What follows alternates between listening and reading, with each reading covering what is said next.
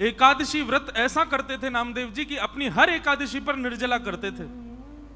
मैंने कल एक बात कही थी, व्रत कभी भी अपनी मनोकामना की पूर्ति के लिए नहीं करना है, व्रत सदैव प्रसन्नता के लिए करना है। प्रसन्न होके गौरव करके व्रत किया करो कि हाँ प्रसन्नता, एक्साइटमेंट होनी चाहिए कि मेरा व्रत है आज।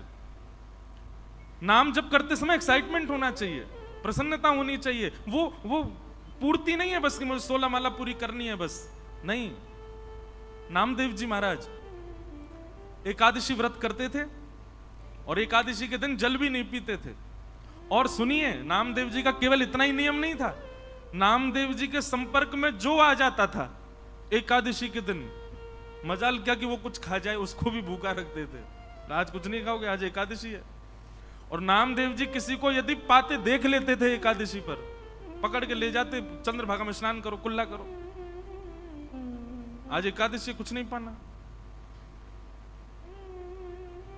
एकादशी के दिन अन्न में पाप का निवास होता है। कल एकादशी है, लाखों की भीड़ आएगी कल पंढरपुर में, आज ही दर्शन कर आना सब लोग। अच्छा, मेरा पता नहीं क्यों आज बहुत मन हो रहा था कि अंतिम दिन मैं भी लाइन में लग के जाऊं दर्शन करने। वहीं से चंद्रभागा से सुबह लगे हैं लाइन में, वो भी तो एक सुख है ना। ठाकुर जी प्रतीक्षा करते हैं, लेकिन हम प्रतीक्षा वाले मार्ग से ही नहीं गए तो फिर वो क्या आनंद। जाते जाते एक बार जरूर करके जाना, वो लाइन में 4 घंटा खड़े होकर फिर दर्शन। वास्तव में सुख तो तभी मिलता होगा जब 4 घंटे की प्रतीक्षा के बाद प्रियतम दिखाई दे।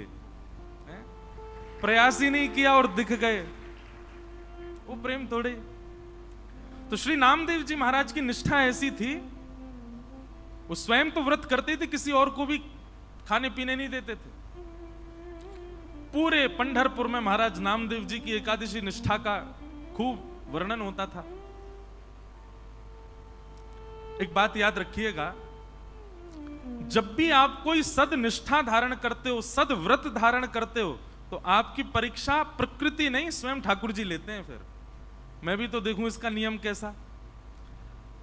एक वैष्णव मुझसे बोले, महाराज जी हम तो नियम ही इसलिए रख रहे हैं कि ठाकुर जी तोड़वाएं, कम से कम ठाकुर जी को इस बहाने हमारी याद तो आएगी।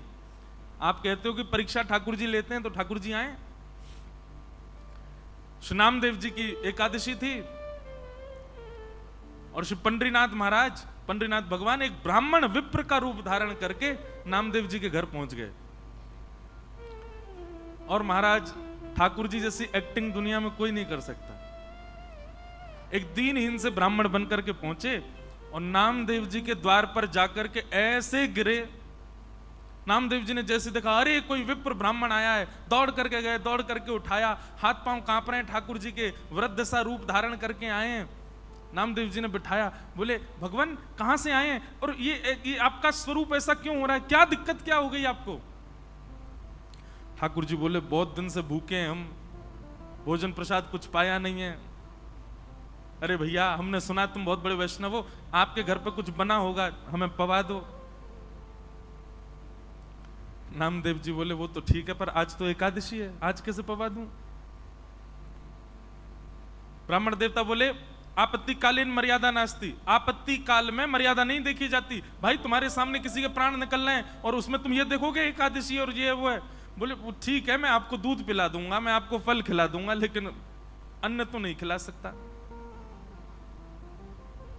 ब्राह्मण देवता बोले, इतने दिन का भूखा प्यासा, दूध फल नहीं खाना मुझको रोटी सब्जी दाल चावल खिलाओ। नामदेव जी बोले, क्षमा करें भगवान, आज एकादशी है, द्वादशी हो जाने तो फिर पवा दूंगा। ठाकुर जी तो और ज्यादा कांपने लगे और कहने लगे, बोले अगर तुमने मुझे नहीं खिलाया तो मेरे प्राण निकल जाएंगे, मेरे प्राण निकल रहे हैं, अरे देखो देखो मेरे प्राण निकल रहे हैं। नामदेव जी बोले, तो फिर अच्छी बात है, एकादशी के दिन प्राण निकलेंगे तो वैकुंठ जाओगे सीधे, लेकिन अन्न तो नहीं खिलाऊंगा। महाराज ठाकुर जी कहने लगे, कैसे व्यक्ति हो तुम, अरे मेरे प्राण निकले जा रहे हैं।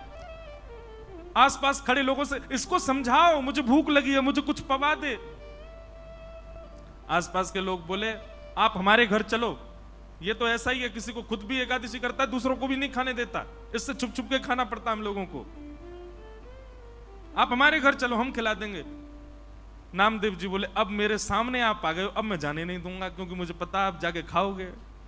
और मेरा ये नियम है कि मैं एकादशी पे किसी को नहीं खाने देता, बैठे रहो।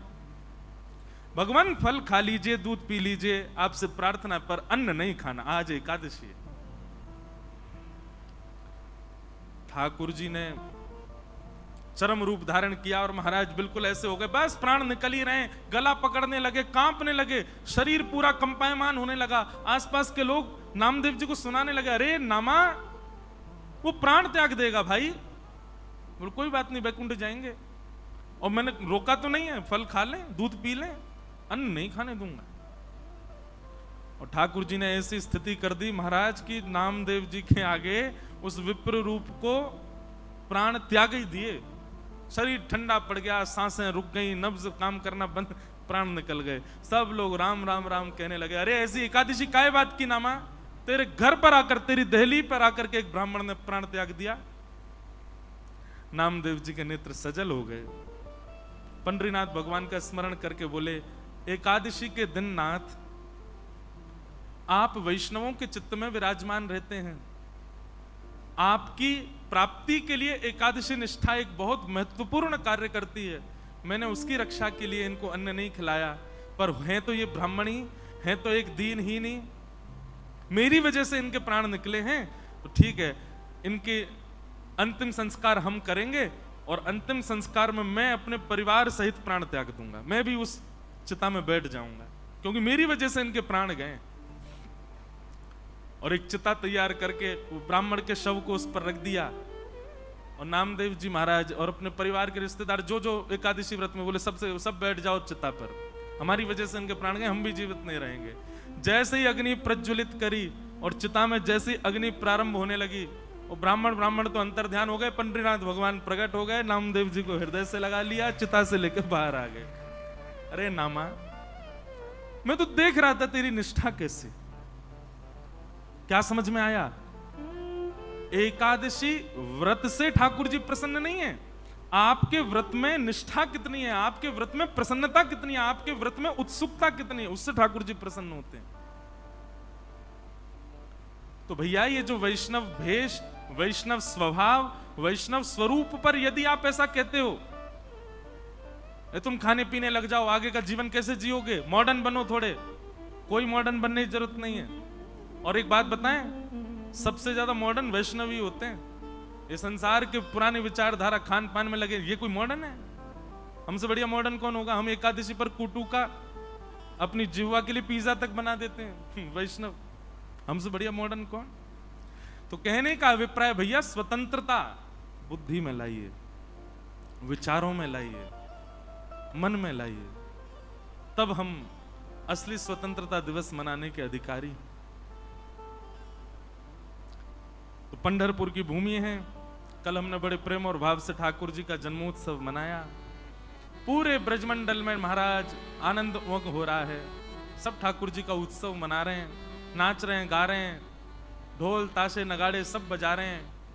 नंद घरा नंद भयो जय कन्हैया लाल की, नंद घरा नंद भयो जय कन्हैया लाल की, हे नंद घरा नंद भयो जय कन्हैया लाल की, नंद घरा नंद भयो जय कन्हैया लाल की, जय कन्हैया लाल की, जय कन्हैया लाल की, जय कन्हैया लाल की, जय कन्हैया लाल की, जय कन्हैया लाल की, जय हो पंडरीनाथ की, जय कन्हैया लाल की, जय हो पंडरीनाथ की, हे नंद घरा नंद भयो जय कन्हैया लाल की, हे नंद घरा नंद भयो जय कन्हैया लाल की, हाथी दिने घोड़ा दिने और दिनी पाल की, हाथी दिने घोड़ा दिने और दिनी पाल की, बालकन को लाडू पेड़ा बूढ़न गुलाब सी, बालकन को लाडू पेड़ा बूढ़न गुलाब सी, हे नंद घरा नंद भयो जय कन्हैया लाल, हे नंद घरा नंद भयो जय कन्हैया लाल, हरी है आज नंद राय के आनंद भयो, हरी है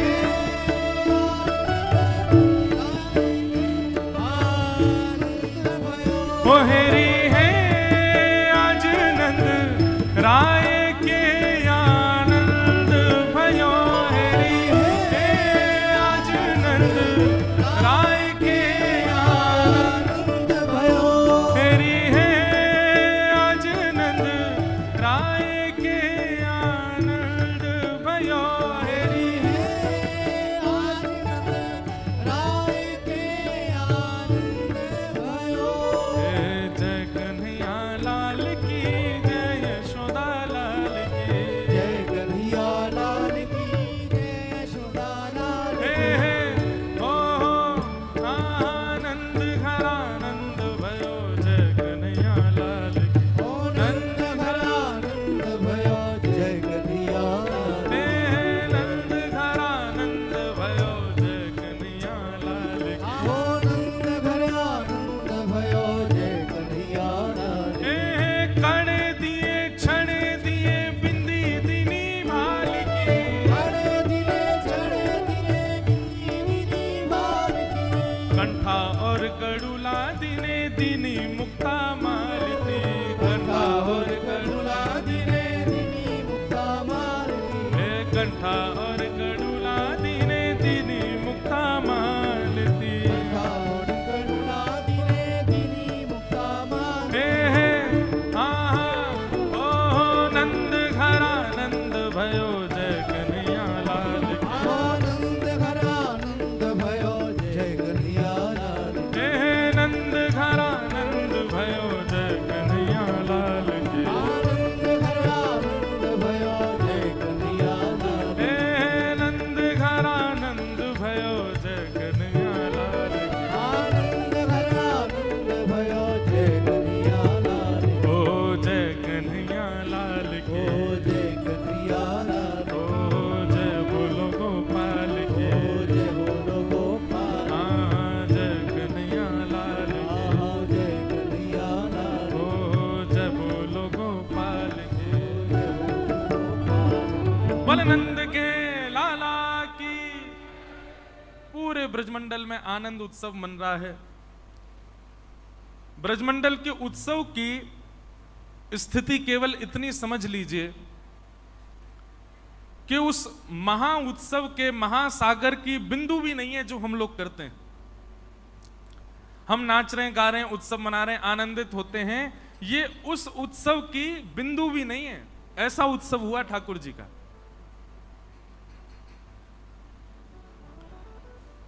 बहुत सावधानी से सुनो। पूरे ब्रजमंडल में आनंद उमग्न हो रहा है, सब नाच रहे हैं, गा रहे हैं। अच्छा एक बात बताओ, लाला एक के घर पे भयो तो फिर सब का ही क्यों नाच रहे हैं? ऐसा तो है ना है कि भैया हैदराबाद में कोई के घर लाला होगा, पूरा हैदराबाद नाच रहा है। बंबई में एक के घर लाला भयो, पूरा बंबई नाच रहा है। कांदीवली में लाला भयो, सब कांदीवली नाच रहा हो, पूरा बंबई कह रहा हो भाई कांदीवली मत जाओ, क्यों? एक के घर लाला हुआ, सब नाच रहे हैं। पर वृंदावन में तो यही हुआ, और केवल वृंदावन नहीं, 84 कोस ब्रजमंडल में सब नृत्य कर रहे हैं, सब नाच रहे हैं। जिसको भी सुनाई देता है, जैसे घर के बाहर आकर के कोई संदेश सुनाता है, बोले अरे भैया बधाई हो। बोले काय बात की बधाई? बोले नंद बाबा के लाला भयो है।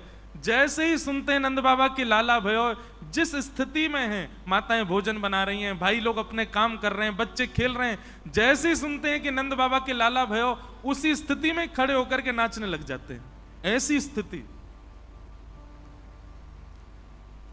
ये विचार से परे की बात है। पर पता नहीं क्यों सब ब्रजवासियों को ऐसा लग रहा है कि केवल नंद बाबा के नहीं, हम सबके लाला भयो है।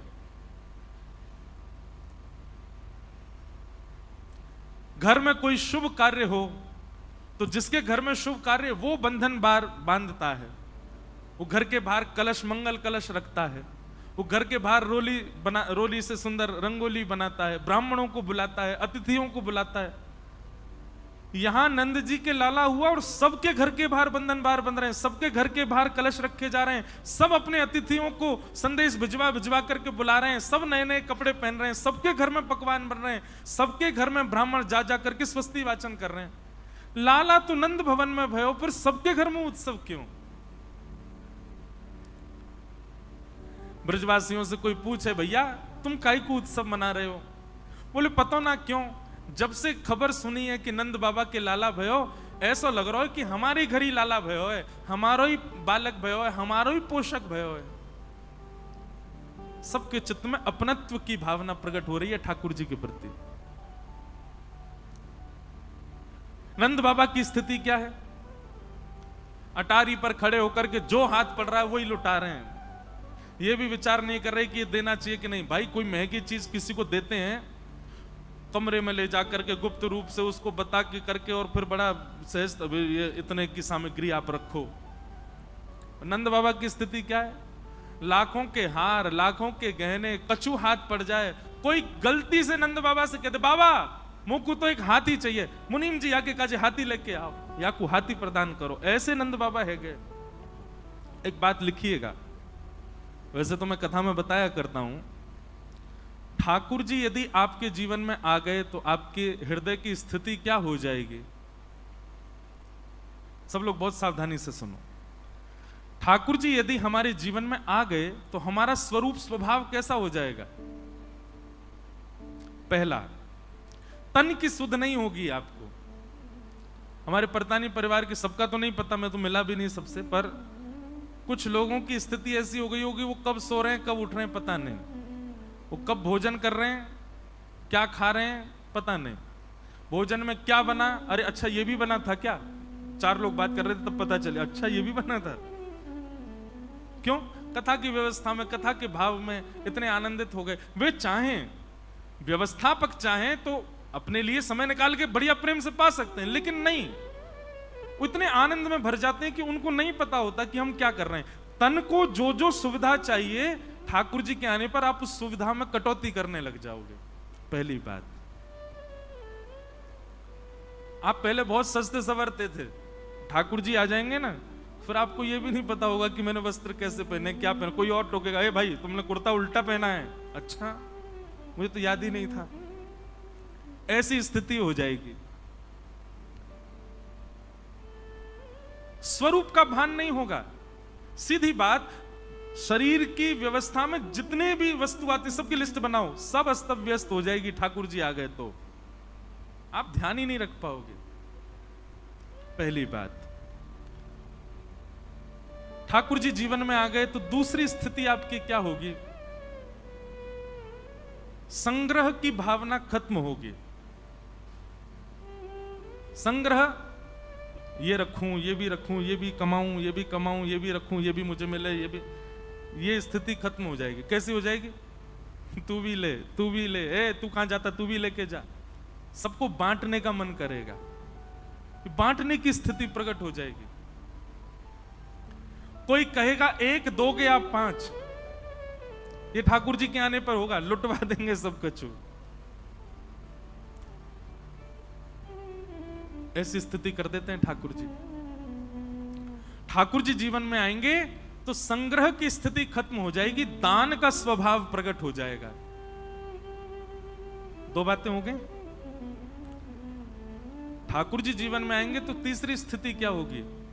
इतना भाव आ जाएगा मन में कि कोई इतना भी आपसे कह देगा ना, मैं तो आ रहा था, बहुत जोर से धूप लग रही थी, अब छतरी थी नहीं तो धूप में ही चलता हुआ आ गया। अब उसने सामान्य बात कही पर आपके नेत्रों से आंसू गिरने लगेंगे, इतनी दया हृदय में उमड़ने लग जाएगी। एक बात याद रखिएगा, ये पैरामीटर है ठाकुर जी से समीपता और दूरी का। कोई कितना भी अपनी दयनीय बात बतावे और आपके नेत्रों में सजलता क्या, आपके चित्त में दया भी ना आवे तो समझो ठाकुर जी बहुत दूर हैं आपसे। और कोई सहजता बता दे कि मैं तो चलते चलते फिसल गया, गिर गया, मेरे तो कमर में लगे, इसी बात से आपके नेत्र सजल हो जाएं, बहुत समीपता है ठाकुर जी की। समझ में आई बात? अत्यंत सरल भाव सुनकर के भी आपका हृदय भर आवे तो समझो ठाकुर जी जीवन में आ गए। और किसी के अत्यंत दयनीय स्थिति सुनकर के भी पत्थर हृदय बना रहे तो समझो ठाकुर जी बहुत दूर हैं अभी आपसे। तो तीसरी स्थिति क्या होगी? ठाकुर जी जीवन में आएंगे तो हृदय भाव से भर जाएगा, हृदय भाव से भरेगा। ये सब लिखने वाले पॉइंट हैं। चौथा पॉइंट, ठाकुर जी जीवन में आएंगे तो क्या होगा? किसी दूसरे की उपलब्धि खबर सुनते ही आप नाचने लगोगे, आपको अच्छा लगेगा, आप प्रसन्न हो जाओगे, मन करेगा वाह ठाकुर जी बड़ी कृपा आपने, जो भले ही अपना बालक फेल हो गया हो लेकिन दूसरे का कोई बालक श्रेष्ठ बन गया है, दूसरा व्यक्ति आपसे आगे निकल जाए, आपको उससे ईर्ष्या नहीं प्रसन्नता होगी। ऐसी स्थिति हो जाएगी ठाकुर जी जीवन में आ गए तो। कुछ पॉइंट्स हैं ऐसे, ठाकुर जी जीवन में आए तो क्या क्या होगा। कितने पॉइंट हो गए? कितने? जोर से बोलो। और सोने वालों को कोनी मार दिया करो, पुण्य मिलेगा, सत्य बता रहे। एक गोवर्धन की परिक्रमा का पुण्य मिलेगा आपको। और सुनो, जो बेचारा जग के कथा सुना उसमें कोनी मारी तो फिर पुण्य कम होगा, जबरदस्ती कोनी नहीं मारना। अच्छा एक बात बोलूं, आज मुझसे कोई बोला, बोले महाराज जी आप कल कह रहे थे, परसों शिकायत कर रहे, कौन कौन लोग हैं बताओ तो। मैंने कि देखो हैं तो 2-3 ही लोग, पर 2-3 के चक्कर में पूरी क्लास को डांट पड़ती है। अब कौन है वो तो नहीं बताऊंगा, जिस दिन कथा पूरी करके जाऊंगा उस दिन छिड़ जाऊंगा उनको, तुम ही थे। ठाकुर जी जीवन में आएंगे तो 5वीं स्थिति क्या होगी? दूसरों में दोष नहीं दिखेगा, सब में गुण दिखाई देगा। मेरी लाख बुराई आपसे कोई कर दे, लेकिन मैं जब आपके सामने आऊंगा तो आपको वो दोष, अभी स्थिति क्या होती है कि एक बहुत विशेष व्यक्ति है, बहुत बड़े संत हैं, पर उनकी आपसे किसी ने 5 बुराइयां कर दी, उन संत के आने पर वो 5 बुराइयां दिखने लगेंगी आपको। हाँ सही कह रहा था, ऐसे ही है ये ऐसे ही है। लेकिन ठाकुर जी जीवन में आ जाएंगे तो कैसी स्थिति हो जाएगी? लाख बुराई आपसे कोई कर दे, पर वो व्यक्ति जब आपके सामने आएगा जिसकी बुराई आपने सुनी है, आपको तब उसमें गुण ही दिखेगा। और आप उस व्यक्ति से कहोगे जो दोष बता रहा, भाई तू इतने दोष बता रहा था पर मुझे तो वो अच्छा ही लगा। तुझे तो सभी अच्छे लगते हैं। सब अच्छे लगने लग जाएं, सब गुणवान लगने लग जाएं। ठाकुर जी के आगमन का एक सूचक है, एक द्योतक है। यही स्थिति हो गई है नंद बाबा की, यही स्थिति हो गई है यशोदा मैया की। अरे यशोदा मैया पूतना जैसी अनजान को भी लाला पकड़ा दे रही है अपना। कोई अनजान को अपना बालक देता है क्या? और वो बालक भी ऐसा नहीं कि 5-6 बालक हों, 80 वर्ष बाद इतनी मेहनत करके, इतनी देवताओं को मना करके, इतने नंद बाबा और यशोदा मैया ने तीर्थों में जा जा करके कितने देवताओं के सर टेके, तब जाकर के लाला भयो। और वो 6 दिन के हुए हैं और एक अनजान सामने आ गई है पूतना, भले ही कितनी भी सुंदर हो, यशोदा मैया ने पकड़ा दिया। इसका मतलब क्या है? ठाकुर जी जीवन में आए हैं इसलिए ऐसी स्थिति हो गई यशोदा मैया की। सब गुणवान दिखने लगते हैं। बस एक बात कहूं, ठाकुर जी जीवन में आ गए तो 6वां पॉइंट लिख लेना, सबसे विशेष है। दुनिया आपको पागल घोषित कर देगी। जी हमारे किसी काम का नहीं है। अच्छा, पागल घोषित क्यों करेगी उसके पीछे भी कारण सुनो। क्योंकि संसारी जैसे गुण नहीं है ना फिर आपके, आप अब ऑर्डिनरी हो गए हो, अब आप सामान्य नहीं बचे हो। अब संसार का स्वभाव है छल करना, कपट करना, ईर्ष्या करना, निंदा करना, वो एक संसार का स्वभाव है। और आप उस स्वभाव से परे हो चुके, इसलिए संसार आपको पागल कहेगा। ये हमारे जैसा तो है ही नहीं, एलियन है, अलग अलग घूम रहा है हमसे।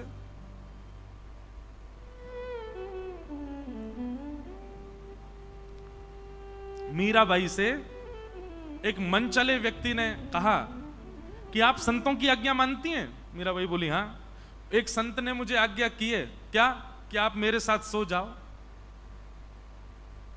अब मीराबाई परम वैष्णवी हैं। मीराबाई कहती हैं आपको किसी संत ने आज्ञा की? बोले हाँ। ठीक है, संत की आज्ञा है तो मैं स्वीकार करती हूं। कैसे? हजारों भजनानंदी संत बैठे थे, बोले इन्हीं के बीच में ही विराजो मेरे पास, सबके बीच में विराजो। जब संतों की आज्ञा है तो फिर संतों को भी कोई भाव नहीं आएगा ना। उस व्यक्ति का हाथ पांव कांपने लगे, चरणों में गिर गया, कान पकड़ दिए, क्षमा कर दो मुझे, मैंने तो आपको ऐसे ही भाव से देखा, पर आपका भाव तो बहुत उच्च हो चुका है। वैष्णव होना बहुत बहुत बहुत उच्च उच्च प्रकार की बुद्धि का प्राप्त हो जाना है। फिर संसार जैसे लक्षण नहीं रहेंगे आप में, ठाकुर जी जीवन में आ जाएंगे, आप वैष्णव हो जाओगे तो संसार के आचार विचार व्यवहार जैसा भाव नहीं रहेगा आपका, आप उससे परे हो जाओगे। अच्छा एक बात, इसमें कई लोगों को ऐसा लग सकता है कि ठाकुर जी के जीवन में आने के बाद हम क्या बिल्कुल वैसे हो जाएंगे, मतलब क्या बोले उसको, चतुर का उल्टा क्या होता है, भोला, क्या हम बिल्कुल भोले भाले हो जाएंगे, मतलब हमारे साथ कोई कुछ भी कर जाए? नहीं, अत्यंत विवेकी और हो जाओगे आप। आपको पता चल जाएगा व्यक्ति के केवल राम कृष्ण हरि, ये 3 शब्द उसने आपसे बोले, उसके स्वर से, उसके शब्द से ही आप पता कर लोगे कि इसके मन में विचार जो है वो उचित नहीं है। और कोई व्यक्ति संसारी बात करेगा तो भी आपको पता चल जाएगा कि ये व्यक्ति परम वैष्णव है। इतना विवेक प्रदान करता है ठाकुर जी का सत्संग। और ये बात मैं नहीं कह रहा हूं, शास्त्र आज्ञा करते हैं। जाढ्यम धियो हरति सिंचति वाच सत्यम मानोन्नति दिशतु पापम पाकरोति लक्ष्मी तनोति वितनोति च दिक्षु कीर्ति सत्संगति कतय किम न करोति पुंसा। सत्संग सब प्रदान करता। तो नंद बाबा के यहाँ लाला भयो है, सब नाच रहे हैं, गा रहे हैं, आनंद मना रहे हैं, सब उत्सव मना रहे हैं, सबको यही लग रहा है कि भैया हमारे घर ही लाला भयो है। आहा,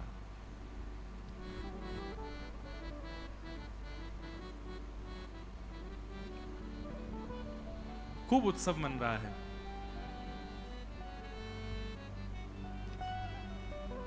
अवाद्यंत विचित्राणी वादित्राणी महोत्सवे, विचित्र विचित्र वाद्य बजा करके सब ब्रजवासी नाच रहे हैं, गा रहे हैं, उत्सव मना रहे हैं।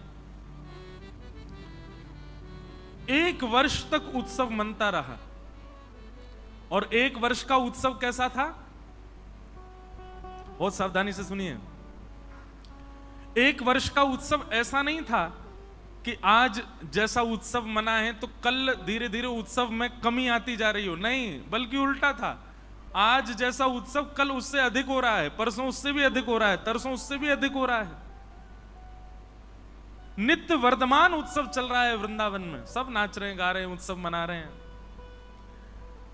कंस के द्वारा भेजी गई एक राक्षसी पूतना वृंदावन को आई, गोकुल में आई है। अच्छा, एक संत के प्रवचन हम सुन रहे थे, वो बहुत अच्छी बात कह रहे थे और प्रमाणित करते हुए कह रहे थे कि नंद नंदन और देवकी नंदन कृष्ण कोई अलग अलग नहीं है, एक ही है। कई लोग ऐसा मानते हैं कि श्री ठाकुर जी का जन्म देवकी मैया के गर्भ से हुआ, यशोदा मैया के गर्भ से नहीं हुआ, ऐसा नहीं है। उनका भाव ऐसा था कि यशोदा मैया ने, अब प्रमाण तो उन्होंने श्लोकों के दिए, श्लोक मुझे अभी स्मृति में नहीं, पर प्रमाण ऐसा दिया कि श्री यशोदा मैया ने एक बालिका को जन्म नहीं दिया है, 2 जुड़वा बालक जन्मे हैं, एक पुत्र और एक पुत्री। और पुत्र कौन है? बोले नंद नंदन कृष्ण है। और पुत्री कौन है? बोले योग माया। तो जब वसुदेव जी अपने लाला को लेकर के यशोदा मैया के पास आए तो कहीं वसुदेव जी के चित्त में यह भाव नहीं आ जाए कि यशोदा मैया के पास तो लाला है, मैं अपनो लाला काई को दे के जाऊं। तो योग माया ने ऐसी दृष्टि कर दी कि वसुदेव जी को दूसरा लाला दिखाई नहीं दियो, उनको केवल लाली दिखाई दी। तो वसुदेव जी ने जैसे ही अपने ठाकुर जी अपने लाला पधराए तो देवकी नंदन कृष्ण जो हैं वो नंद नंदन कृष्ण में विलीन हो गए और योग माया को लेकर के वसुदेव जी वापस चले गए। कृष्ण एक ही है पर अंदर 2 शक्तियां विराजमान हैं। वंशी बजानी होती है, चोरी करनी होवे, गोपिन के संग रास विहार करना, ग्वाल बालन के संग उधम करना, तो वो कौन है? बोले वो नंद नंदन है। और जैसे ही राक्षस आ जाता है सोई बलवान हो जाते हैं, बोले ये कौन है? बोले ये देवकी नंदन है, ये चतुर्भुज ठाकुर जी हैं जो देवकी के यहां प्रकट हुए हैं। और यही सब लीला करते करते करते करते करते जैसे ही ठाकुर जी के मथुरा गमन का विषय आया तो अक्रूर घाट वृंदावन में पड़ता है, वहां जब अक्रूर जी स्नान करने के लिए गए तो रथ में बैठे हुए श्री कृष्ण जो हैं वो 2 रूपों में परिणत हो गए और देवकी नंदन कृष्ण जो हैं वो आगे की यात्रा पर चले गए।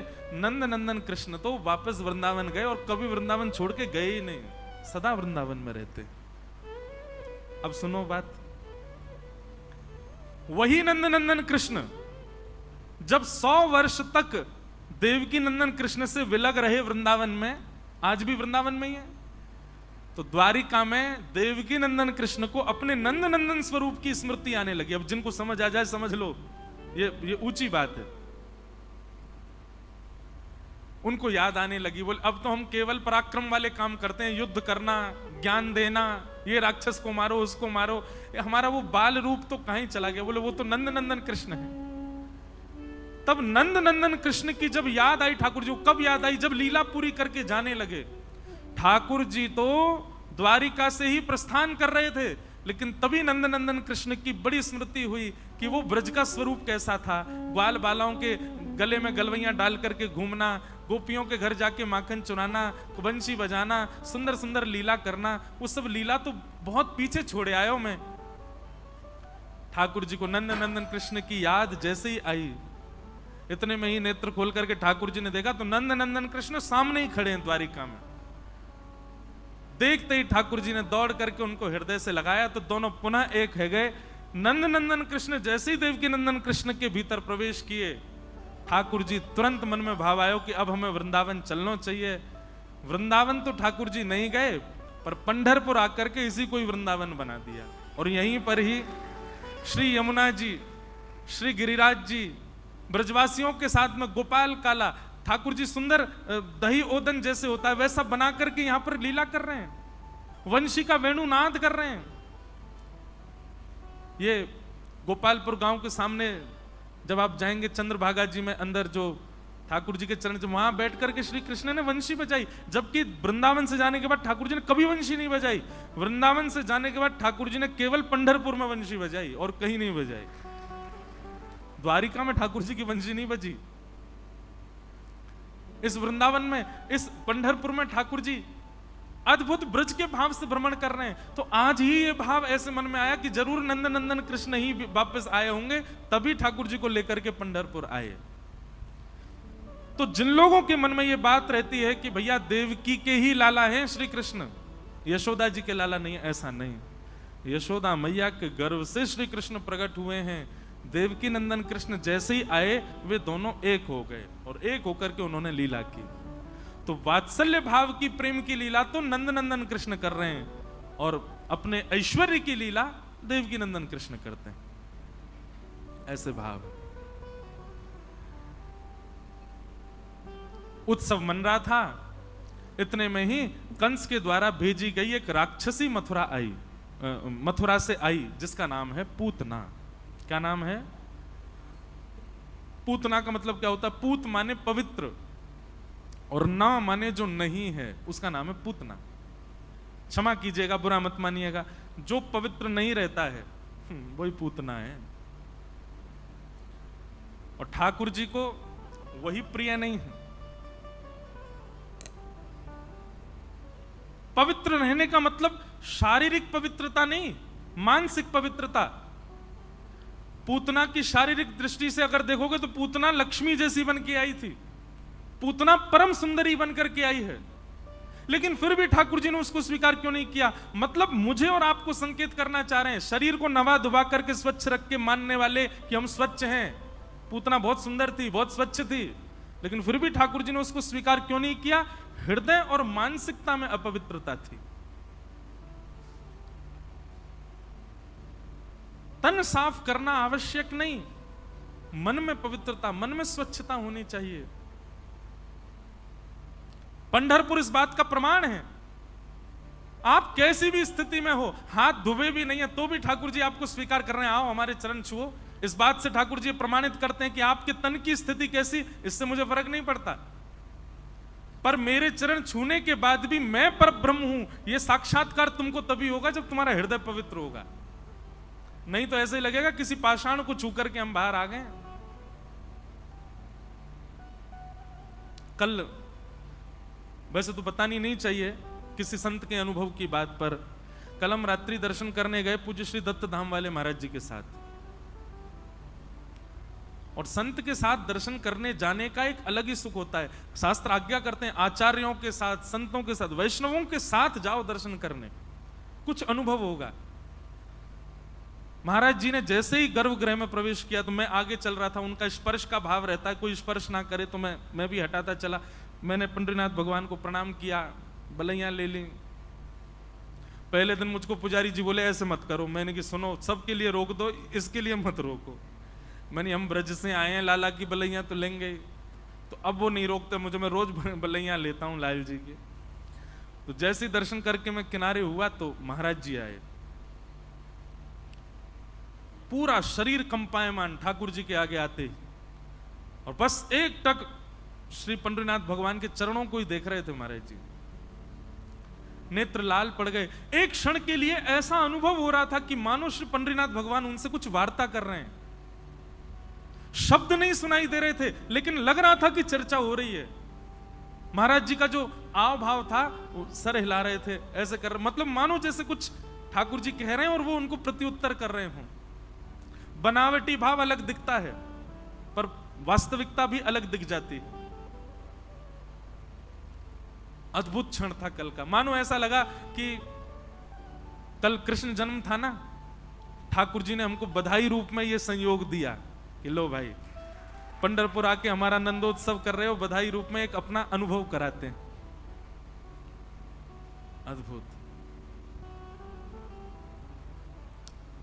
तो पूतना 10 दिन के भीतर जितने बालकों ने जन्म लिया सबको मारती हुई अपने पयोधर में विष लगा करके गई थी।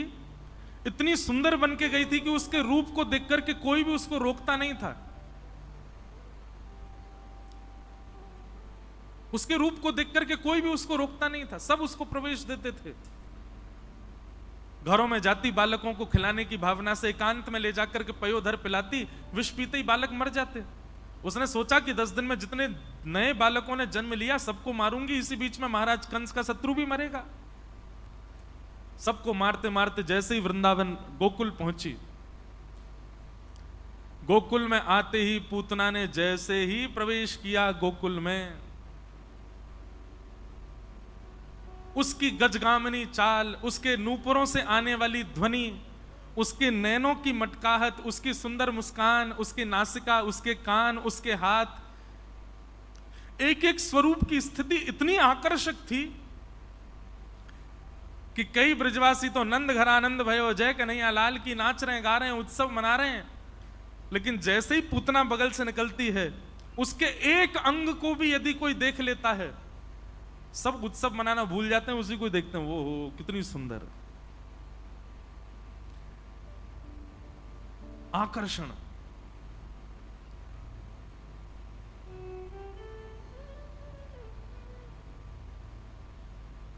सबको मोहित करती हुई जा रही है। मैं कहता हूं कई ब्रजवासी बालक तो अपनी मैया के पास गए, मैया तू पीछे पड़ी रे, ब्याह कर ले, ब्याह कर ले, ब्याह, मेरो ब्याह करा दे मैया। बोले अच्छा छोरी ढूंढ ली तेने? बोले हाँ मैया ढूंढ ली। कौन है? बोले वो आ रही, देख भाई ते करूंगा ब्याह, मैया देख कितनी सुंदर। पूतना का रूप इतना सुंदर कि सब आकृष्ट होते जा रहे हैं। और केवल पुरुष ही नहीं, गोपियां भी आकर्षित हो रही हैं। भागवत जी में वर्णन करते हुए कहते हैं कि गोपियों ने जब पूतना को देखा तो गोपियां मन में विचार कर रही हैं, अरे बहन देखो ये नंद जी को लाला याकू देख करके तो हमको ऐसी लगी कि ये तो कोई नारायण भगवान तो नहीं है, और आज देख हमारी बात पे मोहर लग गई, वह नारायण को दर्शन करवे साक्षात लक्ष्मी आई है। ऐसी सुंदर ना कभी देखी, ना कभी सुनी, ना कभी सोची, इतनी सुंदर पूतना। पूतना ने जैसे नंद भवन में प्रवेश किया, यशोदा मैया भी आकृष्ट हो गई उसके रूप पर। पूतना ने जाकर के मैया से थोड़ी देर बात की, जैसे ही भुजा आगे करी, मैया को भरोसा हो गया, ठाकुर जी उसके गोद में दे करके, तभी कुछ गोपियां आई, मैया को ले गई, मैया उठ के बाहर चली गई। इतना विश्वास भरोसा हो गया कि कुछ नहीं करेगी, अच्छे घर की लग रही है। कभी भी किसी के प्रभाव पर मत जाइए, सदैव स्वभाव देखो। संसार बहुत खतरनाक है बंधुओं, और अब तो आपको बताएं, ज्यों ज्यों कलयुग आगे बढ़ रहा है ना, त्यों त्यों लोग और ज्यादा खतरनाक होते जा रहे हैं। वो दिखाएंगे ऐसा कि वो वैष्णव है, वो दिखाएंगे ऐसा कि वो भक्त हैं, वो दिखाएंगे ऐसा कि वो पंडरीनाथ के परम वैष्णव महापुरुष हैं, पर अंदर भाव में पूतना है, दिखा रहे हैं, बस दिखावा है, प्रभाव है, स्वभाव नहीं है।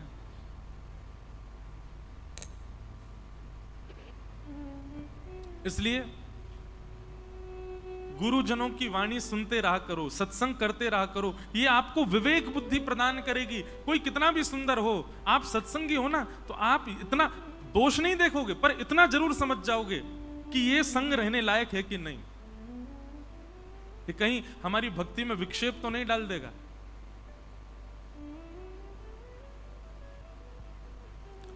पूतना जैसी गई, यशोदा मैया ने लाला दे दिए। अब मैया तो बाहर चली गई, ठाकुर जी पूतना की गोद में हैं।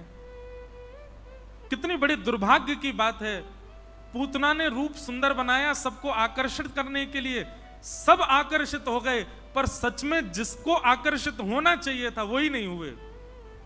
ठाकुर जी ने नेत्र बंद कर लिए। 6 दिन के लाला अपने छोटे छोटे हाथन से ऐसे आंख बंद करके लेटे हैं पूतना की गोद में। सब रीझ जाएं, ये कभी मन में भाव मत रखो, क्योंकि संसार बड़ा खतरनाक है। आज आपसे रीझ रहा है, कल आपकी हल्की सी गलती पर सब आपका त्याग भी कर देंगे। आज आप कितने भी प्रिय बन जाओ, बच्चों के, पत्नी के, पति के, परिवार के, आपको लगेगा ये सब मुझसे कितना प्यार करते हैं। एक गलती करके देख लो, नाटक में ही करके देख लो, ऐसी गलती जिससे परिवार हिल जाए, कोई आपसे पूछने भी नहीं आएगा क्यों किया, उससे पहले सब अविश्वास करके त्याग देंगे आपको। ऐसा है संसार। पूतना ने रूप तो सुंदर बनाया, वस्त्र तो सुंदर पहने, पर उद्देश्य सबको रिझाना था, परमात्मा को रिझाना नहीं था। और सबको रिझाने की भावना से गई तो सब रीझ गए, लेकिन परमात्मा नहीं रीझे। ठाकुर जी के इतने समीप जाने के बाद भी भगवान के नेत्रों की अधिकारिणी नहीं बन पाई पूतना। ठाकुर जी ने नेत्र बंद कर लिए। अब नेत्र बंद क्यों किए भगवान ने, इसके पीछे बहुत सारे उदाहरण दिए जाते हैं। बहुत ध्यान से सुनिएगा सब लोग, सावधानी से। कई उदाहरण हैं कि ठाकुर जी ने नेत्र बंद क्यों किए, पर मुझे 1-2 उदाहरण बड़े प्रिय लगते हैं, वो मैं आपको बताऊं। ठाकुर जी ने नेत्र बंद क्यों किए पूतना को देख करके? सबसे पहला कारण, पूतना सुंदर बन के आई। ठाकुर जी को इससे दिक्कत नहीं है, आप खूब सुंदर बन के रहो, पर आपने आकर के किया क्या? हरि भजन कर रहे, हरि उत्सव मना रहे, हरि कथा सुन रहे, हरि को भज रहे लोगों को आपने हरि भजन छुड़वा करके अपनी ओर आकृष्ट कर लिया। ठाकुर जी कहते हैं ये दोष है पूतना का, जिसके कारण मैं उसको नहीं देखूंगा। समझ में आई बात? कोई भगवत भजन कर रहा है, कोई कथा सुन रहा है, कोई ठाकुर जी का स्मरण कर रहा है, और आपकी उपस्थिति से यदि उसका भजन छूट रहा है, कथा छूट रही है, ठाकुर जी से जो उसका कनेक्शन बन रहा है उसमें आप बाधक बन रहे हो, तो आप ही पूतना हो।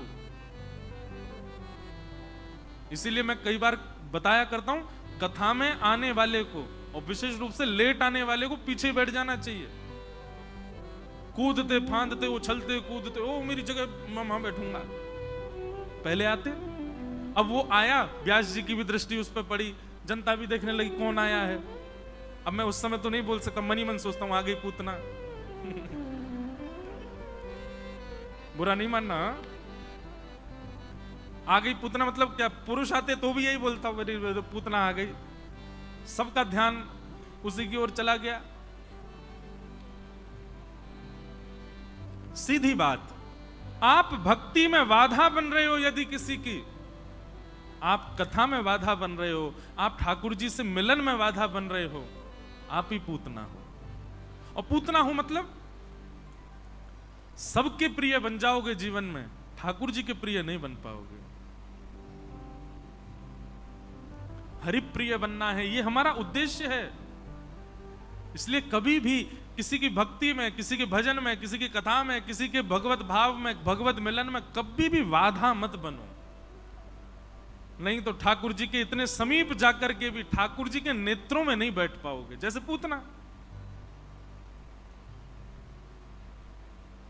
पहला कारण पूतना को न देखने का। और दूसरा कारण क्या है? पूतना अपनी वास्तविकता को छुपा करके आई है ठाकुर जी के आगे। ध्यानपूर्वक सुनिएगा। पूतना अपनी वास्तविकता को छिपा करके आई है। वास्तव में पूतना कौन है? राक्षसी। वास्तव में पूतना कौन है? अपवित्र। वास्तविक में पूतना कौन है? जैसा दिखा रही है उसके बिल्कुल विपरीत है वास्तव में।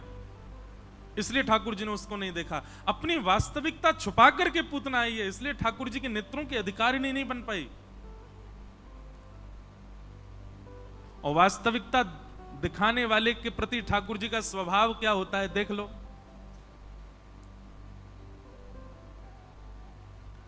7 कोस लंबे चौड़े गिरिराज पर्वत को उठाने के लिए ठाकुर जी बाएं हाथ की इकन्नी उंगली का नख इस्तेमाल करते हैं, और वंशी उठाने के लिए 2 हाथ चाहिए इनको।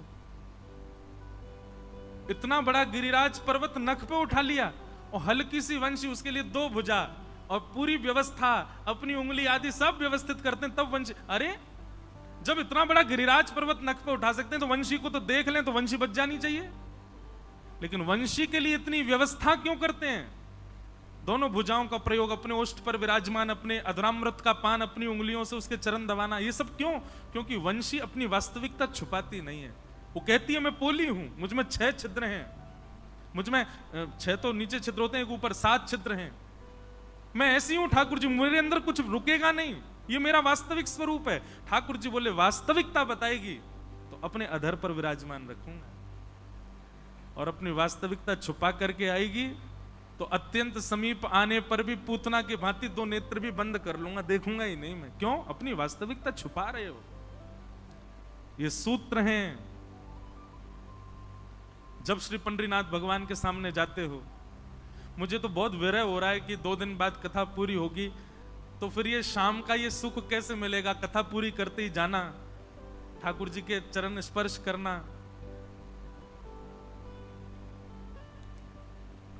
जब पंडरीनाथ भगवान के सामने जाओ, और जितनी देर में आप गर्भगृह में अंदर पहुंचते हो ना, उतनी देर उनको देखते रहा करो, उतनी देर में अपनी सारी वास्तविकता बता दिया करो। नाथ आप तो सब जाने थे, आपको सब पता है मैं कैसा हूं, दुनिया के लिए बना डोलना हूं, जो भी कुछ है, पर वास्तविकता तो आप सब जानते हो नाथ। मेरे अंदर काम बहुत है, मेरे अंदर लोभ बहुत है, मुझ में ईर्ष्या है नाथ, आप कृपा करो। मैं अधम हूं, फिर भी मुझे स्वीकार करना नाथ, मुझे त्यागना मत।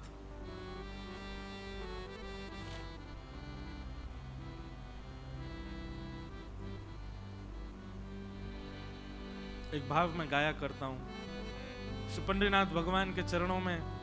वहां तो खड़े होके नहीं गा सकता, पर यहीं से सुना दे रहे हैं। हे नाथ, तेरी शरण में आके मैं धन्य हो गया, तेरी शरण में आके मैं धन्य हो गया, तेरी शरण में आके मैं धन्य हो गया, तेरी शरण में आके मैं धन्य हो गया।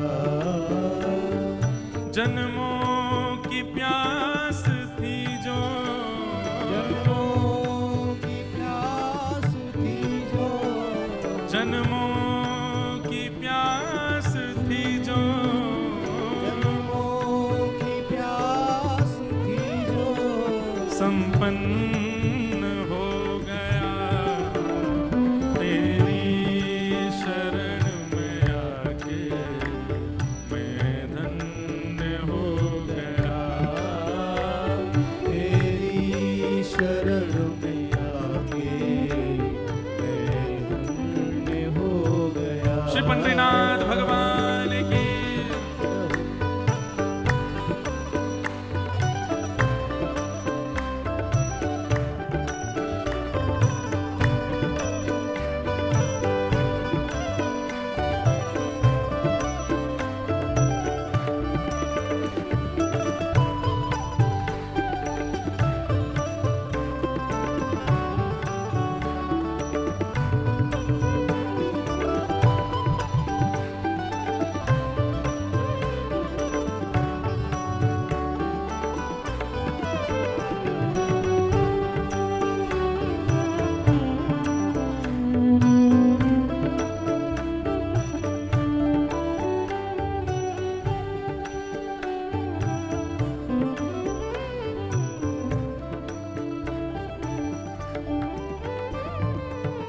कितने मिले अमीर यहाँ, कितने गरीब हो।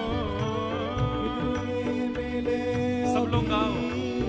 यहाँ कितने गरीब, हाँ, कितने मिले अमीर यहाँ, कितने गरीब हो।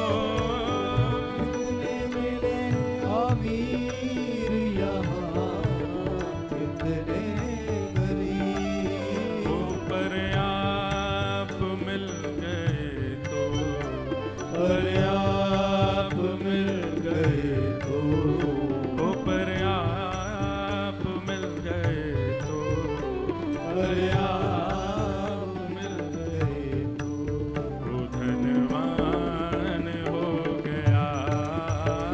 पर आप मिल गए तो, धनवान हो गया।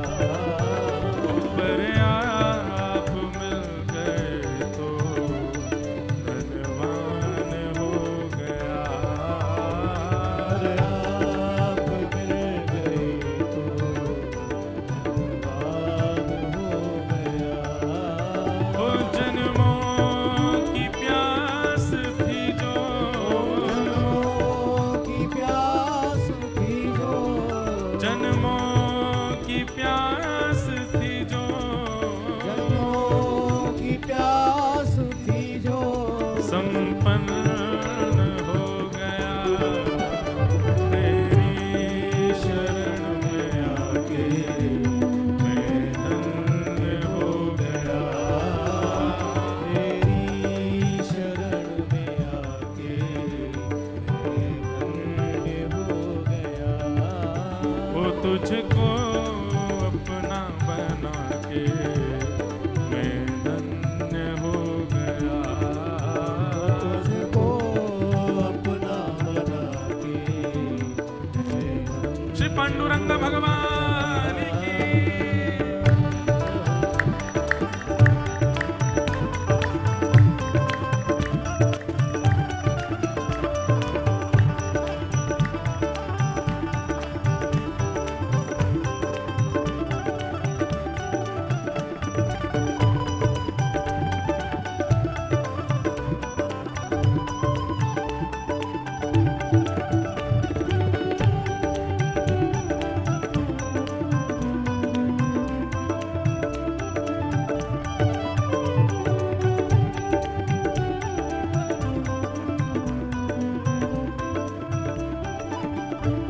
अच्छा, ये पद मैं आप सबकी ओर से गा रहा हूं।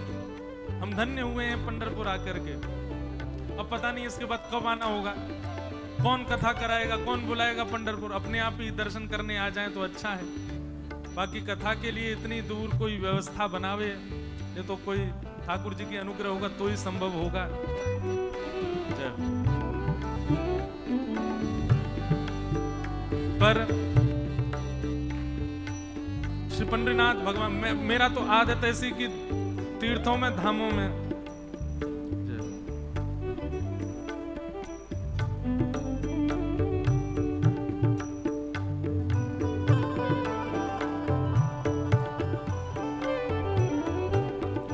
श्री हरि भक्त परायण पूज्य श्री विष्णु महाराज कबीर हमारे मध्य पधारे हैं। आपके चरणों में प्रणाम। हरि भक्त परायण श्री अभय महाराज हमारे मध्य में पधारे हैं। आपको भी बारंबार नमन करते हैं, वंदन करते हैं। इन सब के रूप में भैया यही समझो कि श्री पंडरीनाथ भगवान ही आ रहे हैं कथा में। वो स्वयं चल के आ गए तो फिर हम लोग उनको खींच लेंगे। कोई अपनी गाड़ी में लेके भाग जाएगा, कोई अपनी फ्लाइट में बैठा के भाग जाएगा, मैं अपने वृंदावन ले जाऊंगा। आ गए तो इसलिए स्वयं तो नहीं आ रहे हैं, पर अपने स्वरूपों को ही भेज रहे हैं। महाराज जी पधारे, बारंबार प्रणाम। ठाकुर जी से प्रार्थना है कि नाथ इस बार तो आपने कृपा की, हमको बुला लिया, मुझे सौभाग्य दिया कथा सुनाने का, आप सबको सौभाग्य दिया कथा यहाँ बैठ के सुनने का। अब पता नहीं कब पंढरपुर कथा सुनाने आएंगे। दर्शन करने तो आएंगे ही, वो तो कहीं ना कहीं से बहाना निकाल के हम आ जाना है हमको। पर पता नहीं कथा करने अब कब, इतने दिन रुकने कब आएंगे, इसलिए ठाकुर जी से अभी प्रार्थना करके जा रहे हैं।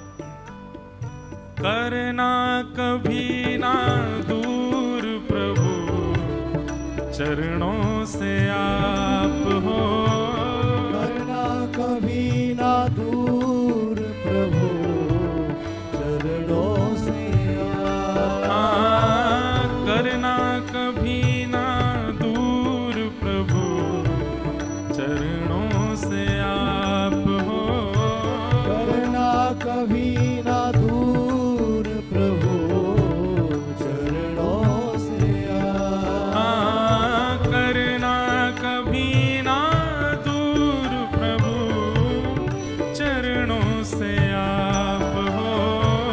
करना कभी ना दूर प्रभु, चरणों से आप। ओ चरणों के ही सहारे, चरणों के ही सहारे, हाँ चरणों के ही सहारे, चरणों के ही सहारे।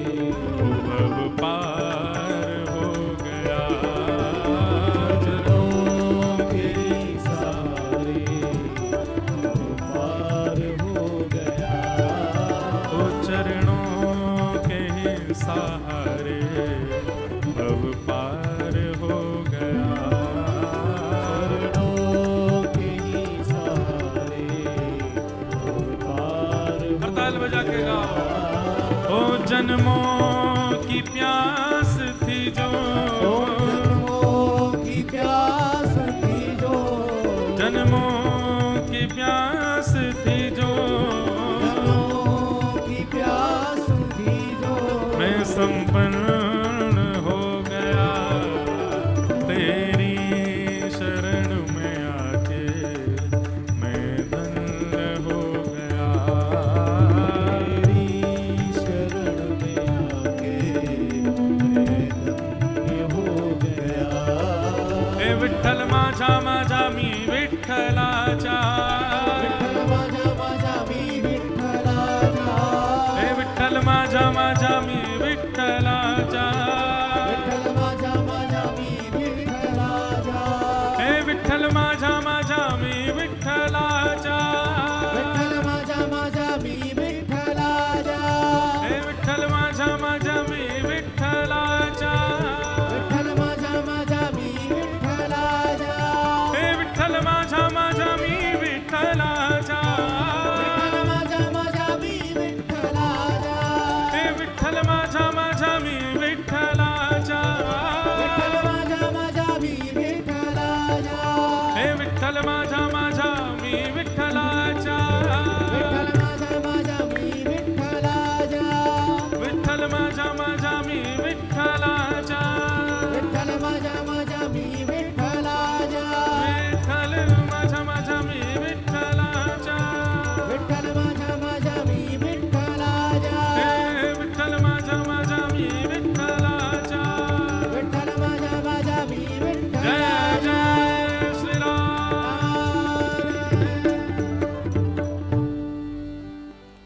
तो पूतना से दो बातें सीखो। क्या सीखो? पहली बात तो कभी किसी के भजन में वादक बन करके मत जाओ, नहीं ठाकुर जी अस्वीकार करेंगे। और दूसरी बात हमने पूतना से यह सीखी कि अपनी वास्तविकता को छुपा करके मत जाओ, जैसे हो। हरि जी में जैसो तैसो तेरो, मैं जैसा हूं आपका हूं, चाहे काला हूं, गोरा हूं, मोटा हूं, पतला हूं, ऊंचा हूं, छोटा हूं, धनवान हूं, निर्धन हूं, मैं जैसा भी हूं आपका हूं नाथ, आप मुझे छोड़ो मत। पता आपको ठाकुर जी को सबसे प्रिय क्या लगता है? जब वैष्णव जाकर के ये कहता है कि नाथ मैं आपका हूं, नाथ मैं आपका हूं। एक बार पंडरीनाथ भगवान के सामने जाके कहिए, हम आपके हैं, हम नाथ आपके हैं, मैं आपका हूं। उसके बाद ठाकुर जी प्रसन्न हो जाते हैं कि हाँ ठीक है, मेरा है तो फिर मेरे हिसाब से रहेगो, अब जैसे मैं चाहूंगा वैसे रहेगो। तो पूतना से ये दो चीजें हमको सीखनी है कि ये कार्य नहीं करना भगवान के सामने जाके, नहीं तो ठाकुर जी देखेंगे नहीं।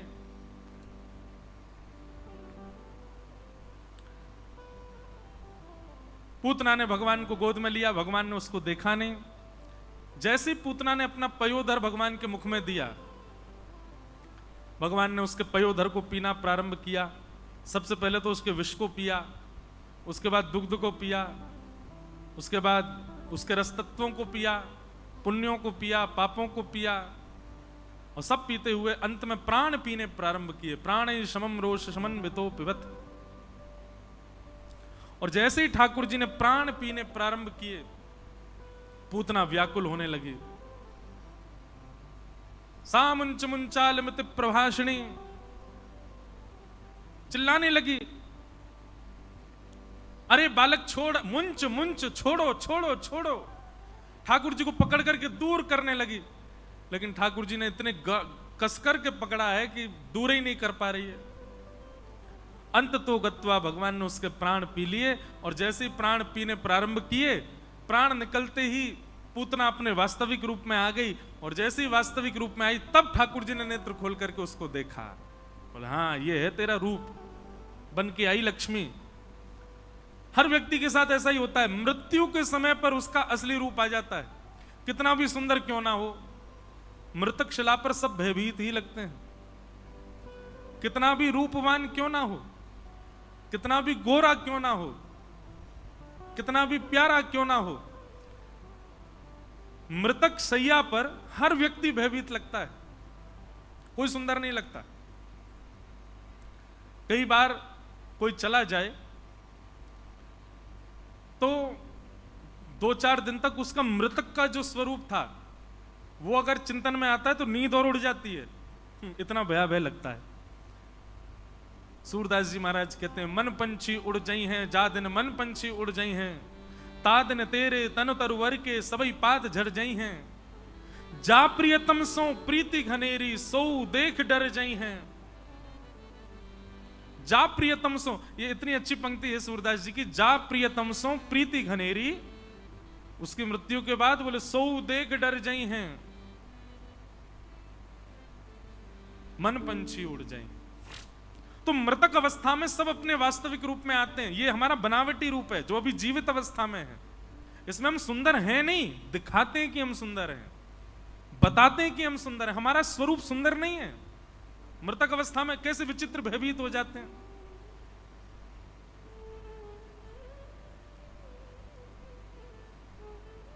पूतना तो पहले से ही भयभीत थी, भयाभय थी, और भगवान ने जैसे उसका मृत्यु की प्राण खींचे तो और भयभीत होकर के प्रकट हुई। तब ठाकुर जी ने उसको देखा और भगवान की दृष्टि पड़ते ही उसकी जैसे मृत्यु हुई तो भगवत धाम को प्रस्थान कर गई, वैकुंठ की प्राप्ति हुई। आहा, कितने दयालु ठाकुर जी। हमको कोई गाली दे दे और कोई चौथा व्यक्ति आके बता दे तुमको 2 लोग गाली दे रहे थे, हम डंडा लेके ढूंढने जाते, क्यों रे तेने मुझे गाली दी। और यहां पूतना तो घर में घुस के मारने आई है, तो ठाकुर जी उसको सदगति प्रदान कर रहे हैं, उसको वो गति प्रदान कर रहे हैं जो गति मां यशोदा को मिलनी चाहिए। अहो बकीयम स्तनकालकूटम जिघांक्षया पाययदप्यसाध्वी लेभे गतिम धातृचितां ततोन्यम कंबादयालुम शरणं ब्रजेम। कितने दयालु ठाकुर जी। हमारे साथ इतनी सी भूल कोई कर दे तो उसको न देखने की कसम खा लेते हैं हम लोग। इसने ऐसा किया, इसको देखूंगा नहीं मैं। और यहां ठाकुर जी को षड्यंत्र बनाकर के मारने आने वाली पूतना, उसको मार तो दिया ठाकुर जी ने, पर गति कौन सी प्रदान की? वैकुंठ। और वैकुंठ भी नहीं, वैकुंठ में यशोदा मैया के लिए जो रिजर्व्ड स्थान था ठाकुर जी ने वो दिया पूतना को। यहां पर प्रश्न उठाया देवताओं ने, ये क्या किया भगवान आपने? पूतना को आपने, ठीक है उसको मार करके स्वर्ग भेज देते, उसको मार करके किसी अन्य लोक में भेजते, पहले तो आपने वैकुंठ भेज दिया। देखिए एक बात क्लियर कीजिए अपने मन में, स्वर्ग जाना और वैकुंठ जाना ये दोनों अलग बातें हैं। कई लोग अपने पूर्वजों के नाम के नीचे लिख देते हैं स्वर्गीय। अगर आप ये विश्वास करते हो कि वो स्वर्ग गए हैं, स्वर्ग में व्यक्ति हमेशा नहीं रहता। क्षीणे पुण्य मर्त लोकम विशंति। आपने जितने पुण्य किए हैं उन पुण्य के अनुसार आप स्वर्ग में रहोगे। जैसे ही आपके पुण्य आपने भोग लिए स्वर्ग में, धक्का दे देंगे नीचे, जाओ चलो दोबारा पुण्य कमा के लाओ। हम आप सब लोग पृथ्वी पर जन्मे हैं, हम जरूर स्वर्ग से आए हैं। स्वर्ग या नरक में से ही कहीं से आए हैं हम लोग। नरक जाते हैं तो वहां पाप काटे जाते हैं, पाप काट करके कहा जाता है अब जाओ दोबारा से जन्म लो और पुण्य करो और श्रेष्ठ पुण्य करके स्वर्ग जाने का प्रयास करना। और स्वर्ग में भी, स्वर्ग में भोग भोगने के बाद वहां से भेज दिया जाता है, यहां रहना है तो दोबारा पुण्य कमा के आओ। वैकुंठ का कॉन्सेप्ट अलग है। पुण्य करने वाला वैकुंठ नहीं जाता, क्षमा कीजिएगा। जिसने बहुत पुण्य किया है, दान किया है, वो वैकुंठ नहीं जाता।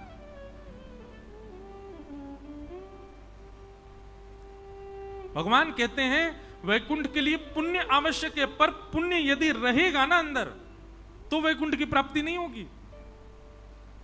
यहीं पर रहते हुए अपने उपस्थित भोगों को भोगते हुए पुण्य क्षीण करो। बड़ा विषय है पुण्य और पाप कैसे क्षीण करने हैं। अगर किसी की समझ आ जाए तो छोटे में बताऊं, उपस्थित भोगों को भोगने से पुण्य कम होते हैं और परोपकार करने से, दूसरों की सहायता करने से पाप कम होते हैं। पाप और पुण्य दोनों शून्य हो जाते हैं, तब वैकुंठ की प्राप्ति होती है। और या फिर भजन करने वाले को वैकुंठ की प्राप्ति होती है। पुण्य करने वाला वैकुंठ नहीं जाता। देवता बोले आपने इसको वैकुंठ भेज दिया। और वैकुंठ में भी अलग अलग कैटेगरी हैं, उसमें भी आपने वो कैटेगरी दी जो यशोदा मैया को मिलनी चाहिए। क्यों नाथ? ठाकुर जी की दयालुता देखो। देवता कहते हैं उसका नाम अच्छा था, बोले पूतना नाम अच्छा नहीं है, पवित्र नहीं, वो है पूतना। बोले काम अच्छा था, बोले लोक बाल अग्नि, बालकों को मारती है, ये उसका काम है, काम भी अच्छा नहीं। तीसरा जाति अच्छी होगी, बोले राक्षसी, जाति भी अच्छी नहीं। चौथा भोजन अच्छा होगा, बोले रुधिरासन, खून पीती है। भगवान के पास आने का उद्देश्य अच्छा होगा, बोले जिघांक्षयापि हरे, भगवान को मारने गई थी तब भी भगवान ने उसको सदगति क्यों प्रदान कर दी? तो भगवान कहते हैं स्तनम दत्वा सदगतिम। बोले पूतना भली अशुद्ध है, पूतना भली राक्षसी है, पूतना भली सब अवगुण थे उसमें, पर जब वो मारने आई तो मारते समय उसने अपना पयोधर मेरे मुख में दिया, उसका स्तन मुख में लेते ही मुझको दया आ गई। देखो कितने वात्सल्य भाव से मुझको मारने आई है, और ये वात्सल्य का एक क्षण का स्वभाव मेरे चित्त में प्रकट हुआ और मैंने उसको सदगति प्रदान कर दी। ताली क्यों बजाई आपने? समझ में आई बात तो बजानी थी, समझ में ही नहीं आई तो क्यों बजाई? ताली किस बात पे बजनी थी पता है? आपके पूरे जीवन में 1 सेकंड का आपका भाव ठाकुर जी को प्रिय लग गया तो ठाकुर जी वैकुंठ दे देते हैं। पूरे जीवन यदि प्रिय भाव से रहोगे तो ठाकुर जी क्या प्रदान करेंगे? अब बजाओ ताली। पूतना ने पूरे जीवन गलत काम किया, पर एक क्षण के लिए। अच्छा, एक इसमें हमारे नाना जी एक बात कहते थे, माताएं सब यहां विराजमान हैं, सबको प्रणाम। बोले मतलब? बोले नारायण समान गुणवारो ये सब बात नहीं करनी। मेरो लाला है जे, या को भगवान मत बनाओ, या की श्रेष्ठता मत बताओ। जे मेरो लाला ही रहेगो, सदा मेरे चरण को दास रहेगो। और ये भगवान प्रभुता आदि यहां बताने की जरूरत नहीं है। गर्गाचार्य जी समझ गए, बोले नहीं भैया आपको ही लाला है, नामकरण करो। बोले शुक्ले रक्तस तथापि त इदानिम कृष्णताम गतः। आपके इस लाला का नाम मैं कृष्ण रखता हूं। बोलो बाल कृष्ण लाल की। बड़ी मधुर लीलाएं हैं ठाकुर जी की, ऐसी मधुर मधुर लीलाएं। गर्गाचार्य जी के साथ ही इतनी मधुर लीलाएं हैं ठाकुर जी के। भगवान का नाम कृष्ण रखा गया। कृष्ण शब्द का अर्थ क्या होता है? कर्षतीत कृष्ण, जो आपका आकर्षण करने की सामर्थ्य रखता है उसको कृष्ण कहते हैं। ठाकुर जी की बोली चाली, लटक झटक मटक सब इतनी अद्भुत है कि आप किसी से भी आकृष्ट हो सकते हो। मैंने कहा ना, आंख पे पट्टी बांध लोगे तो कानों में स्वर ऐसा चला जाएगा कि आप उनके हो जाओगे। कानों में रुई डाल लोगे तो नासिका में सुगंधी ऐसी चली जाएगी कि आप उनके हो जाओगे। नासिका, आंख, कान सब बंद कर लोगे तो ठाकुर जी जिह्वा पर ऐसा अपना अधरामृत दे देंगे तो उनके हो जाओगे। जीभ भी बंद कर लोगे तो ठाकुर जी एक उंगली से छू देंगे आपको तो उनके हो जाओगे। कैसे बचोगे? श्री कृष्ण से बच नहीं सकते। अगर उनके मन में आप चढ़ गए तो आप उन्हीं के होके ही रहोगे, चाहे दुनिया कितना भी कुछ कर ले। और यदि ठाकुर जी के चित्त में आप नहीं चढ़े, एक बात बताएं, भजन किस लिए? भजन इसीलिए कि उनकी दृष्टि में हम आ जाएं, उनको हम भा जाएं। उनको नहीं भाए, लाखों नाम जप कर लो, करोड़ों पुरुषण कर लो, ठाकुर जी को नहीं भाए तो उनको पा ही नहीं पाओगे। और ठाकुर जी को भा गए तो आपकी जाति भी नहीं देखेंगे, आपका रूप भी नहीं देखेंगे, कुछ भी नहीं विचार करेंगे। गोवर्धन में एक झाड़ू लगाते थे, उसको मंदिर जाने का अधिकार नहीं था, पर उसकी इच्छा बहुत होती थी कि मैं ठाकुर जी को देखूं। तो बेचारा जाता तो नहीं था, लेकिन दर्शनार्थी जो आते थे उनसे ही पूछ लेता था, ठाकुर जी कैसे दिखते हैं? वो ठाकुर जी का मुख ऐसा, ठाकुर जी की भुजा ऐसी, ठाकुर जी के चरण ऐसे, ठाकुर जी के नेत्र ऐसे, ठाकुर जी के वस्त्र ऐसे। सुन के ही दर्शन करता था, आहा लाल जी आप तो बड़े सुंदर हो। उसके भाव ठाकुर जी से उमड़ घुमड़ के टकरा गए। एक दिन ठाकुर जी स्वयं को रोक नहीं पाए। राजभोग आरती के बाद जब मंदिर बंद करके सब चले गए, दर्शनार्थी भी सब चले गए, वो नीचे बैठा बैठा ठाकुर जी का स्मरण कर रहा है। गिरिराज पर्वत पर ठाकुर जी विराज रहे हैं। इतने में ही ठाकुर जी अपने मंदिर से निकल के बाहर आ गए और बाहर आकर के जान मूझ करके अपने पैर में कांटा लगा लिया और एक पांव ऊपर करके ठाकुर जी उछल रहे हैं, अरे भैया कोई आइयो, अरे जल्दी ते आइयो, अरे मेरे पांव में कांटो लग गो, बहुत जोर से दर्द है रो है, अरे मैया को बुलाओ, अरे बाबा को बुलाओ, अरे कोई तो आओ भैया। और उस झाड़ू लगाने वाले ने नीचे से देखा, ऊपर गिरिराज पर्वत पर स्वर्ण मुकुट, पीली पीतांबरी, श्यामल वर्ण ठाकुर जी का, और ऐसे अपना एक पैर हाथ में पकड़ के उछल रहे हैं इधर उधर, कह रहे हैं अरे जल्दी आओ। उसने कहा ये ठाकुर जी तो नहीं है। और आज जो श्रृंगार ठाकुर जी का बताया उसमें यही बताया, स्वर्ण मुकुट पहना है, पीली पीतांबरी पहनी है, ऐसी माला, ये तो वही लग रहे हैं। अब वो तो नीचे से दंडवत कर रहे हैं, जय हो ठाकुर जी की, जय हो ठाकुर जी, प्रणाम स्वीकार। बोले अंबेदारी के प्रणाम कर रहा है, मेरे पांव में कांटो लग गो, जल्दी ऊपर आ। अब उस पर कृपा करनी है ना ठाकुर जी को। अब वो सोचने लगा मैं ऊपर आ गया तो गुसाई जी मारेंगे, सब लोग चिल्लाएंगे, अरे मोकू अधिकार नहीं है। ठाकुर जी बोले बाहर में जाएं सब, तू ऊपर आ जल्दी, मेरे कांटो लगो, ये ज्यादा विशेष है। चढ़ गए ऊपर। जैसे ही ऊपर पहुंच, जैसे जैसे ठाकुर जी के समीप जा रहे है, तैसे तैसे नेत्रन से आंसू गिर रहे हैं। ठाकुर जी बोले रोइयो धोइयो बाद में, तू जल्दी आ भैया, मेरे पांव में कांटो लगो। ठाकुर जी के पास पहुंच गए, ठाकुर जी ने सीधे अपने चरण दे दिए उसको, ले पकड़ और जल्दी ढूंढ, कांटो कहां निकाल वाकू।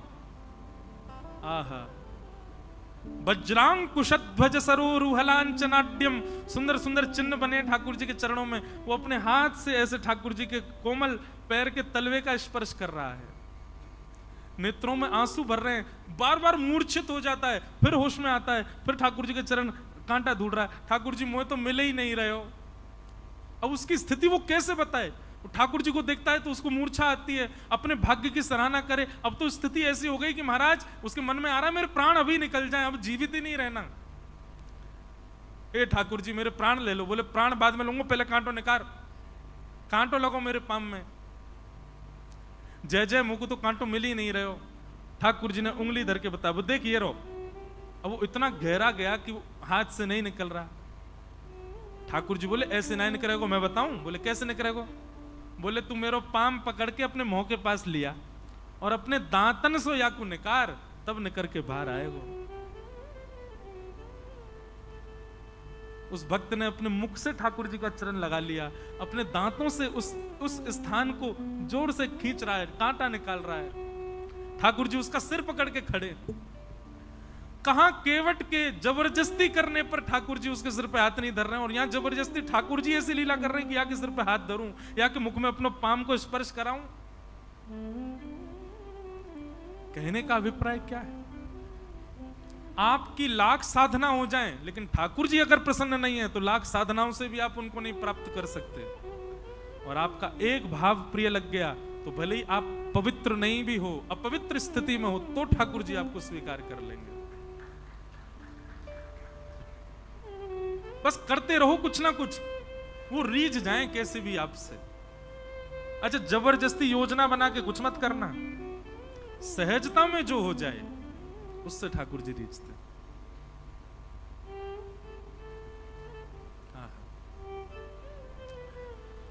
भगवान का नामकरण संस्कार हो गया। अब ठाकुर जी धीरे धीरे 3-3.5 वर्ष के है गए। अद्भुत लीला ठाकुर जी की। एक दिन मैया और सब गोपीन के साथ बैठ करके बैलगाड़ी में ठाकुर जी जमुना जी जा रहे। अब मैया से बार बार ठाकुर जी कहें, मैया जे का है? मैया बोले, लाला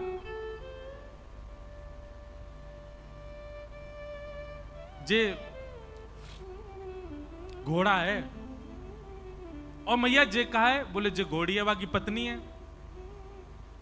थोड़ी दूर बाद ठाकुर जी फिर बोले मैया जे कहा है? बोले लाला ये हिरण है। और जे कहा है? बोले ये हिरणी है, ये बाकी पत्नी है। सरोवर आए और ठाकुर जी बोले मैया जे सफेद सफेद कहा है? बोले ये हंस है। और बोले वो कहा है? बोले वो बाकी पत्नी हंस नहीं है। ठाकुर जी बोले मैया जे बता सबन की पत्नी है, मेरी पत्नी कहां है? और लाला तो लिए महाराज रोन लगे जोर जोर से।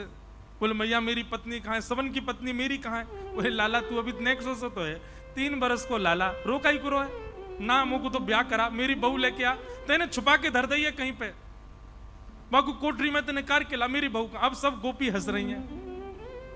एक गोपी आई, बोले लाला तो को बहू चाहिए?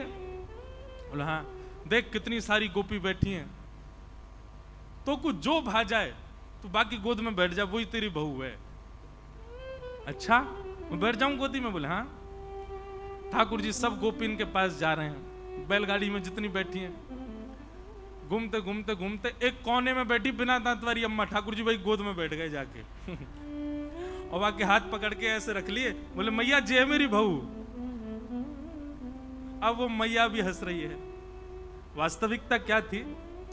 यशोदा मैया अपनी गोद में लेके ठाकुर जी को बैठी, और तब से ही वो मैया यशोदा मैया को निहार रही है और कह रही है भाग्य की कही ना जाए यशोदा, तेरो कैसो भाग्य, लाला तेरी गोद में बैठे, लाला तेरी कही सुने, लाला तेरो दुग्ध पान करे, लाला को तू जैसो सजा दे वैसो सज जाए। ये सौभाग्य या जन्म में मुंह को तो नहीं मिलेगा। वो मन में विचार कर रही, इतने में ठाकुर जी ने लीला कर दी। बोले मुझको बहू चाहिए।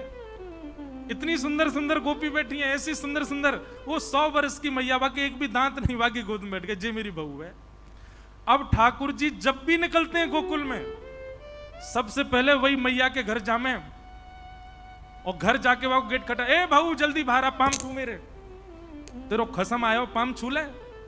और बूढ़ी मैया तो पाम छुपा के तब जामे ठाकुर जी आगे। ऐसी लाल जी की मधुर लीला, सब पर कृपा कर रहे हैं। बंधुओं, गोपियां जो ठाकुर जी से प्रेम करती हैं, उनकी कोई आयु निश्चित नहीं है। 6 वर्ष से लेकर के 120 वर्ष तक की गोपियां सब ठाकुर जी को प्रियतम मानती हैं अपना।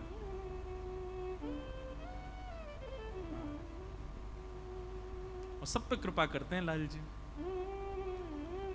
ठाकुर जी धीरे धीरे बड़े है गए, सब ब्रजवासिन को चित्त चुरा लिया है लाल जी ने। श्रृंग्यग्निड्यंश्च जलद्विजकंटकेभ्य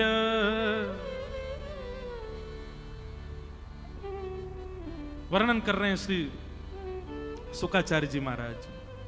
श्रृंग्यग्निड्यंश्च जलद्विजकंटकेभ्य क्रीडा परावति चलौ स्वसुतौ निषेद्धुम् ग्रहाणि कर्तुमपि यत्र न तज्जनन्यो शेकातयापतुरलं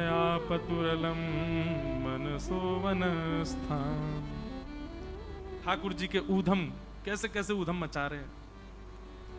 श्रृंगी गैयाओं के सींगों पे चढ़ जाते हैं, सींग पकड़ लेते हैं। जब गैया बैठी होवे वहां के जोर जोर से सींग हिला में सोई गैया खड़ी है जाए, सोई ठाकुर जी को झूला बन जाए, लटक जाए वहां के सींग ते। अब वो गैया यहाँ जाए वहां जाए, ठाकुर जी वहीं पे झूला झूल रहे हैं। थोड़ी बहुत देर तो झूला झूले, लेकिन फिर जब हाथ तनते फिसलवे लग जाएं, रो में, अरे मैया जल्दी आ, देख तेरी गैया मोकू मार रही है, अरे मैया मोकू आके बचा। मैया दौड़ी दौड़ी आवे। जब तक मैया गौशाला पहुंचे तब तक तो गैया ले जाके ठाकुर जी को गोबर के ढेर में फेंक आवे। गले गले तक ठाकुर जी गोबर में धस गए। खाटू श्याम भगवान की तरह केवल मुख दिख रहा हो, बाकी सब गयो गोबर में। अरे लाला कितनों सजाए दो, कितनों धजाए लो, कितनों तैयार कर लो, गोबर में आके खेले, चल बाहर आ यहाँ ते। ऐसा लगे पूर्व जन्म को सूकर दिखे। यशोदा मैया की गोद में गोबर सहित चढ़ जाते हैं ठाकुर जी। मैया के अभी ना ले रही गोद में, गंदो है रो, सो वहीं गिर जाते हैं। बोले मैया मुझको गोद में ले, मैं गोबर में हूं, तू भी गोबर में है जा। और जैसे मैया गोद में ले सोई उनको अंक में भर ले, सब रो गोबर मैया को भी लगा दे। अब अकेलो नहीं नहाऊंगो, अब मैया भी नहावेगी। अरे लाला तू जैसे गोबर में काहे खेला? बोले मैया तू कह रही ना मैं पूर्व जन्म को सूकर हूं। बोले हम बे। बोले सही कह रही मैया। तेने कभी कथा सुनी? एक बराह नाम के भगवान भय, छोटे से 3 वर्ष के लाला बोल रहे हैं। बोले हाँ लाला बराह भगवान भय। बोले मैया वो मैं ही तो हतो, मैंने ही तो आके पृथ्वी की रक्षा करी, मैं ही जय जय बन के आयो, मैं ही बराह बन के आयो, और मैं ही यहाँ पृथ्वी को लेकर के आयो। मैया मैं पूर्व जन्म को सूकर हूं। मैया के लाला तो ते बात बनवा लो, कहां ते सीख के आ जाए जन बातन ने, ऐसी बातन ने बना तो रे। बोले मैया आज नहीं मानेगी, लेकिन काउदना तो को मानना पड़ेगी, मैं ही भगवान हूं। ठाकुर जी कितनी बार ऐसी लीला करते हैं। घर में कोई पूजा हो, घर में कोई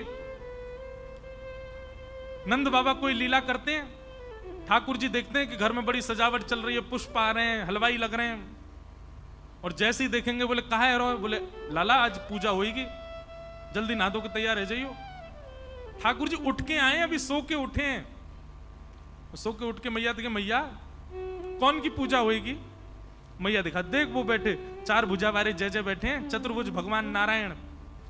ठाकुर जी दौड़ करके जामे, चतुर्भुज भगवान की प्रतिमा तो नीचे धर देते हैं, खुद बैठ जाए पाटा पे। मैया देख जय जय प्रकट है, आजा मैया मेरे भोग लगा। मैया कहे अरे तारी के भग आते, नहायो धोयो नहीं, अभी सो के उठ के आयो, बैठ गो यहाँ पे।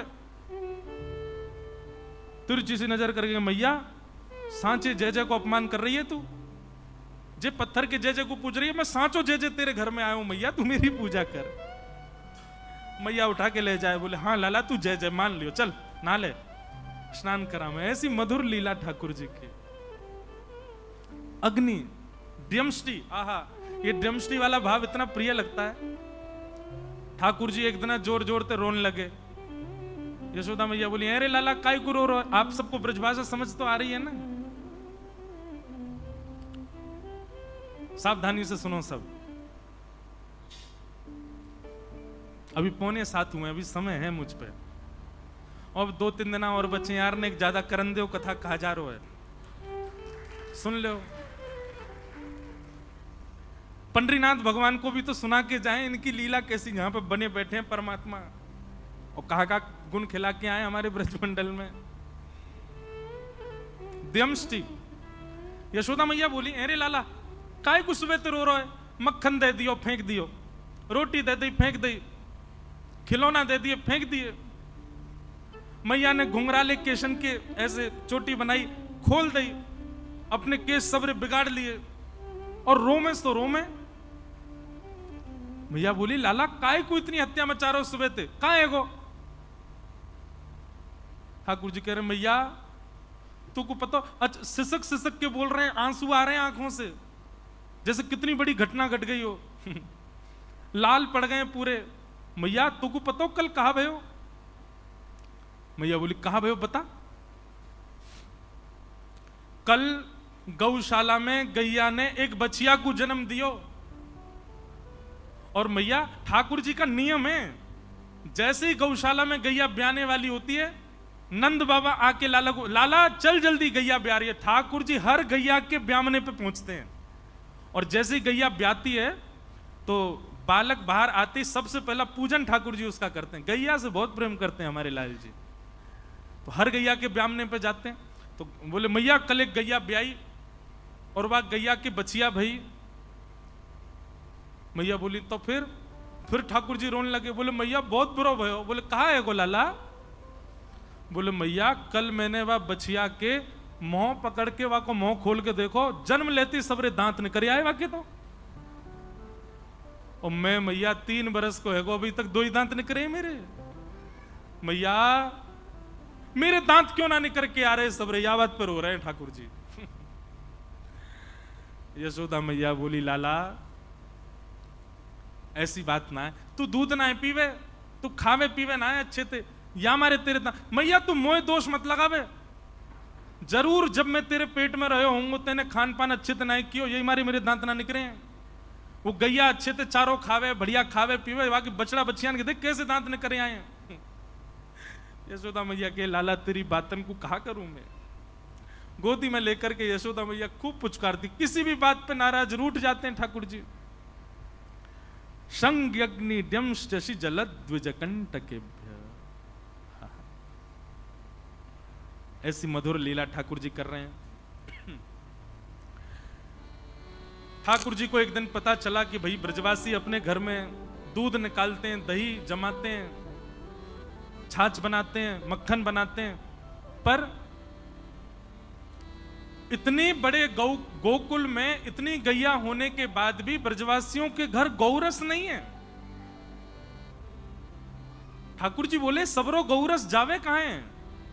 तब मधुमंगल श्रीदामा ने बताई, बोले लाला मथुरा के राजा कंस ने प्रतिबंध लगा रखो है कि कोई भी अपने घर में एक अनुपात से ज्यादा गौरस रख ना सके, और यदि कभी सैनिकन ने आकर के देख लियो तो बहुत बहुत जो है का पीड़ा प्रदान करें।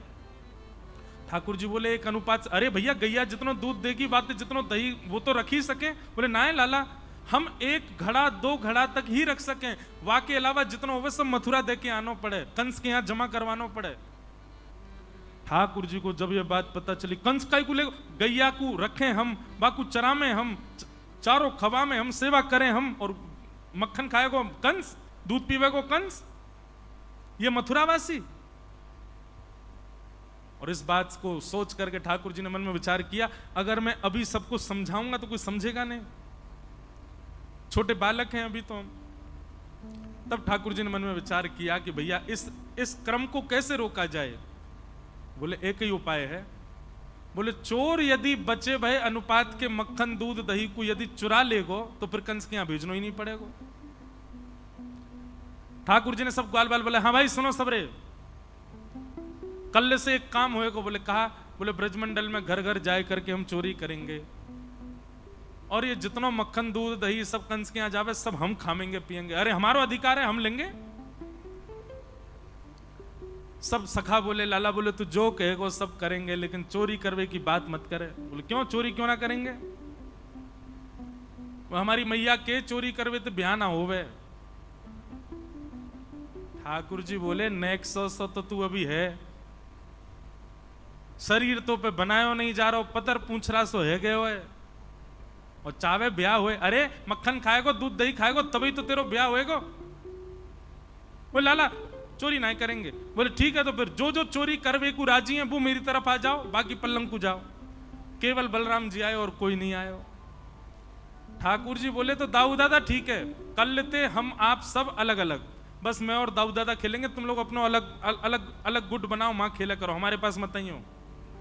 ठाकुर जी ने अपने से दूर जाने की जब बात कही तो सब ग्वाला बोले लाला तू जो कहेगो सो कर लेंगे, तेरे काजे पिटाई खा लेंगे, तेरे काजे क्वारे रह लेंगे, ब्याना होगा चलेगा, तू मत दूर जावे।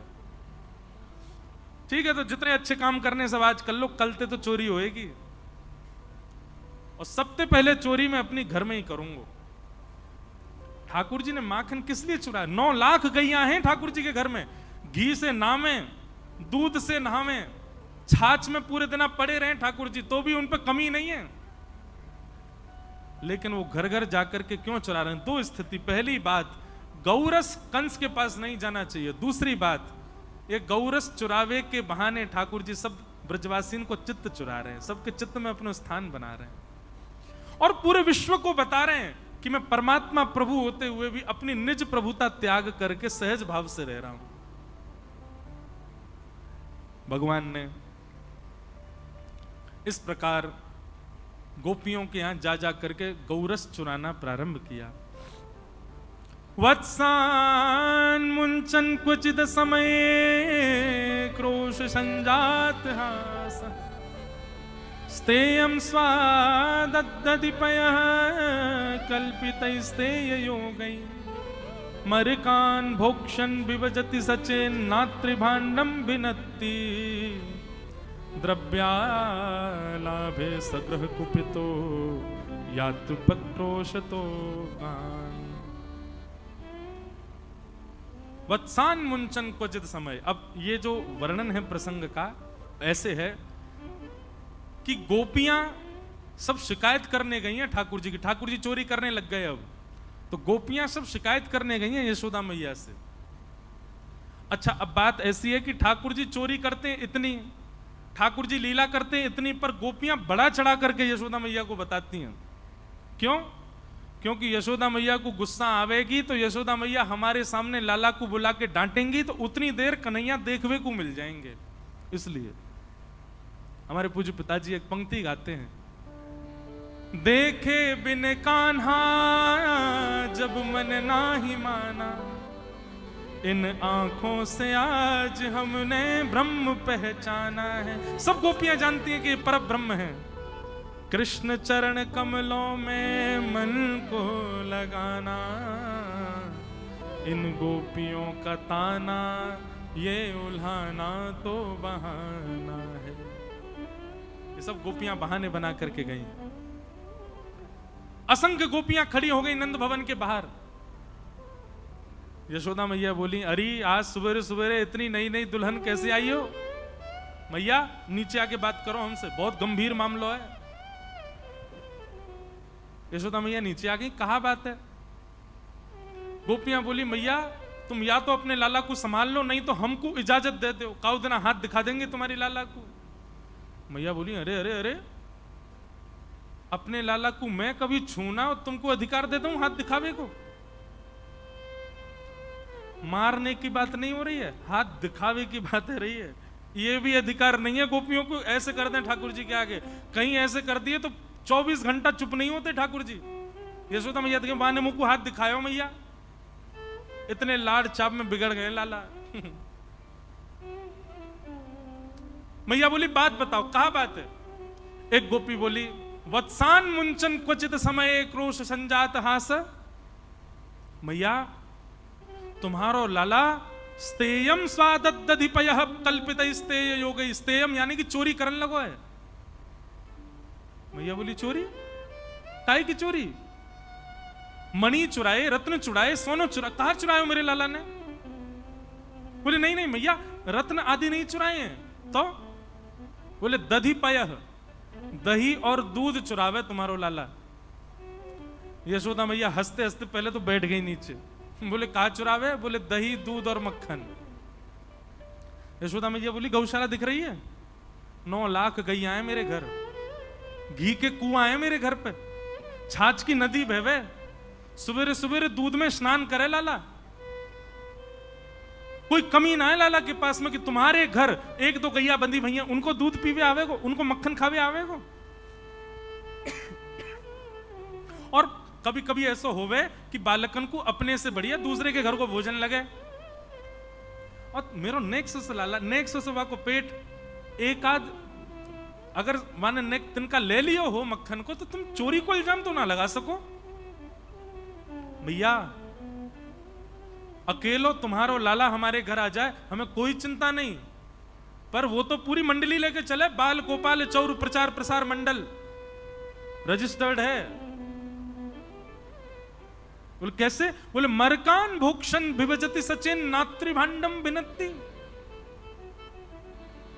आपको लाला 3 सेना लेके चले अपने संग में, जल सेना, थल सेना और वायु सेना। राष्ट्रपति बोले मतलब? बोले जल सेना तो ये है कि जिन ग्वालान को घर पड़े चोरी के मार्ग में, तो घर के सामने तो निकलेंगे तो मैया पकड़ लेगी, तो वो जल के मार्ग से आते तैरते भाई यमुना में थे। बोले थल सेना लाला के संग में चले, आगे पीछे जय जयकार करते हुए कृष्ण कन्हैया लाल की जय। कोई अगर अपने घर से निकल के पूछे अरे भैया कौन जा रहा है, तो सब कहते जा मैं जय जय जा रहे हैं, प्रणाम करो, जय जय जा रहा हूं, हमारा गोकुल को राजा जा रहा है। और वायुसेना कौन सी है? बोले बंदर जितने भी हैं गोकुल के, ये वायुसेना, ये छत्तन पे कूदते भय जा में मैया। और मैया तुम्हें कहा बताएं, जे बंदर ही खोज करें कहां मटकी धरी है, कौन से घर में मक्खन निकलो है, और ऐसी कू कू करके आवाज करेंगे, वही से लाला को पता और चल जाए आज कौन सी गोपी के घर चोरी करनी है। वायुसेना। मैया मुंह खुल गया, यशोदा मैया को आश्चर्यचकित होकर सुन रही है। अच्छा फिर क्या करें? बोले मैया आप कहा बताएं तुम्हें, घर में आ जाए आकर के चोरी करे मक्खन की। मैया बोली तुम अपने मटकान को अंधेरे में रखा करो, लाला को अंधेरे से डर लगे या को लगे हाउ आ जाएगा, मैंने डरा रखो है अंधेरे में ना जावे। एक गोपी बोली अरे मैया कहा बताएं, पद्म राग के कंगन बेटा पहना रखे तुमने, तुम्हारो लाला जैसे अंधेरा में जावे इतने चमके वाके कंगन कि उनके प्रकाश से मटकी ढूंढ लेवे और वाकू लेके फिर प्रकाश में आगे बैठ के खा जाए, स्वयं खावे, बालकन को खवावे, और जितनों बच जाए मरकान भोक्षण बंदरन को लुटा दे, हमारे काजी छोड़े ही ना है। एक गोपी बोली स्वयं खावे, बालकन को खवावे, बंदरन में लुटा दे, यहां तक भी बात, मटकी तो छोड़ जाए कम से कम हमारी। नात्री भांडम भिनत्ती, वह मटकी को फोड़ के जावे। मैया ये कहा तरीका, मटकी काई को फोड़ के जावे? एक गोपी बोली मेरे संग जो भयो होगा वो कोई के संग नहीं भयो। सब बोली तेरे संग कहा भयो? ये सब बना रही हैं बात, ऐसा है नहीं। गोपी बोली मेरे यहां तो आयो, मक्खन की चोरी करी और मक्खन इतना ज्यादा बच गयो कि मटकी फोड़ के बचे भाई मक्खन को भी नीचे नहीं छोड़ के गयो। यूं बोलो ये गोपी बहुत नकचड़ी सी है, हमको देख के मोह बना ले, या को प्रसाद तो दे के जानो चाहिए। बोले कहा प्रसाद दोगे?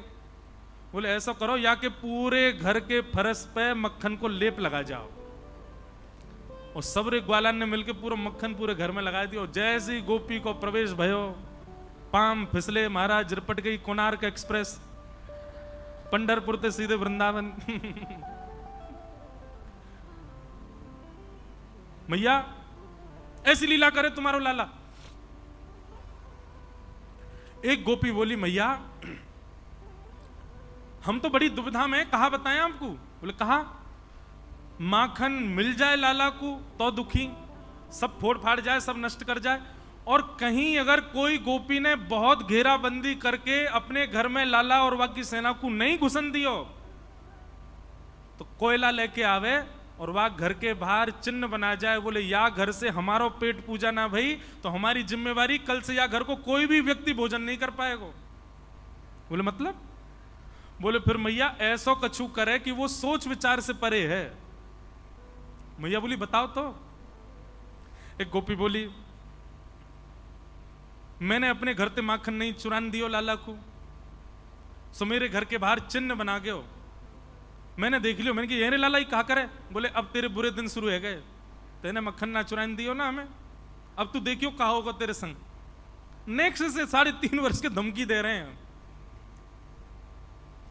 गोपी बोली मैंने तो सोची ऐसी बोलते रे, अगले दिन सवेरे सवेरे आ गयो मेरे घर, मैं तो रसोई घर में कछु बना रही मैया, और लाला आके खड़े हो, भाभी जी क्या कर रही हो?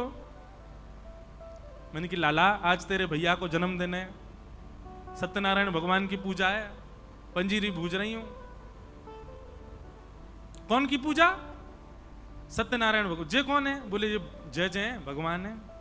बोले असली जय जय तो हमें, हम तो बड़ो जय जय कौन सा आगो? भाभी तू तो देख बुरा मत माने, ये पंजीरी को ये भोग लगा, मैं ही भगवान हूं। तो मैंने ऐसे हल्को से नेक मार करके कह दी अरे लाला बात बनावे भगवान, चल ना के आजा। तो मेरा हाथ पकड़ के और टेढ़ी सी नजर करके बोलो भाभी तो को तो सबक सिखाऊंगा मैं। अब मैं तो रसोई घर में लगी भाई, कहां थे पतो ना कुत्ता के 2 पिल्लान ने उठा लायो और सत्यनारायण भगवान के सिंहासन पर बैठा ही दिए, और जाते जाते बोलो भाभी जी ने अपने जय जय को देख ले जाके। मैं दौड़ करके गई तो चतुर्भुज सत्यनारायण भगवान और दोनों तरफ पिल्ला बैठे हैं। परमानंद दास को ठाकुर लायो पिल्ला घेर। ऐसी लीला करे तुम्हारो लाला।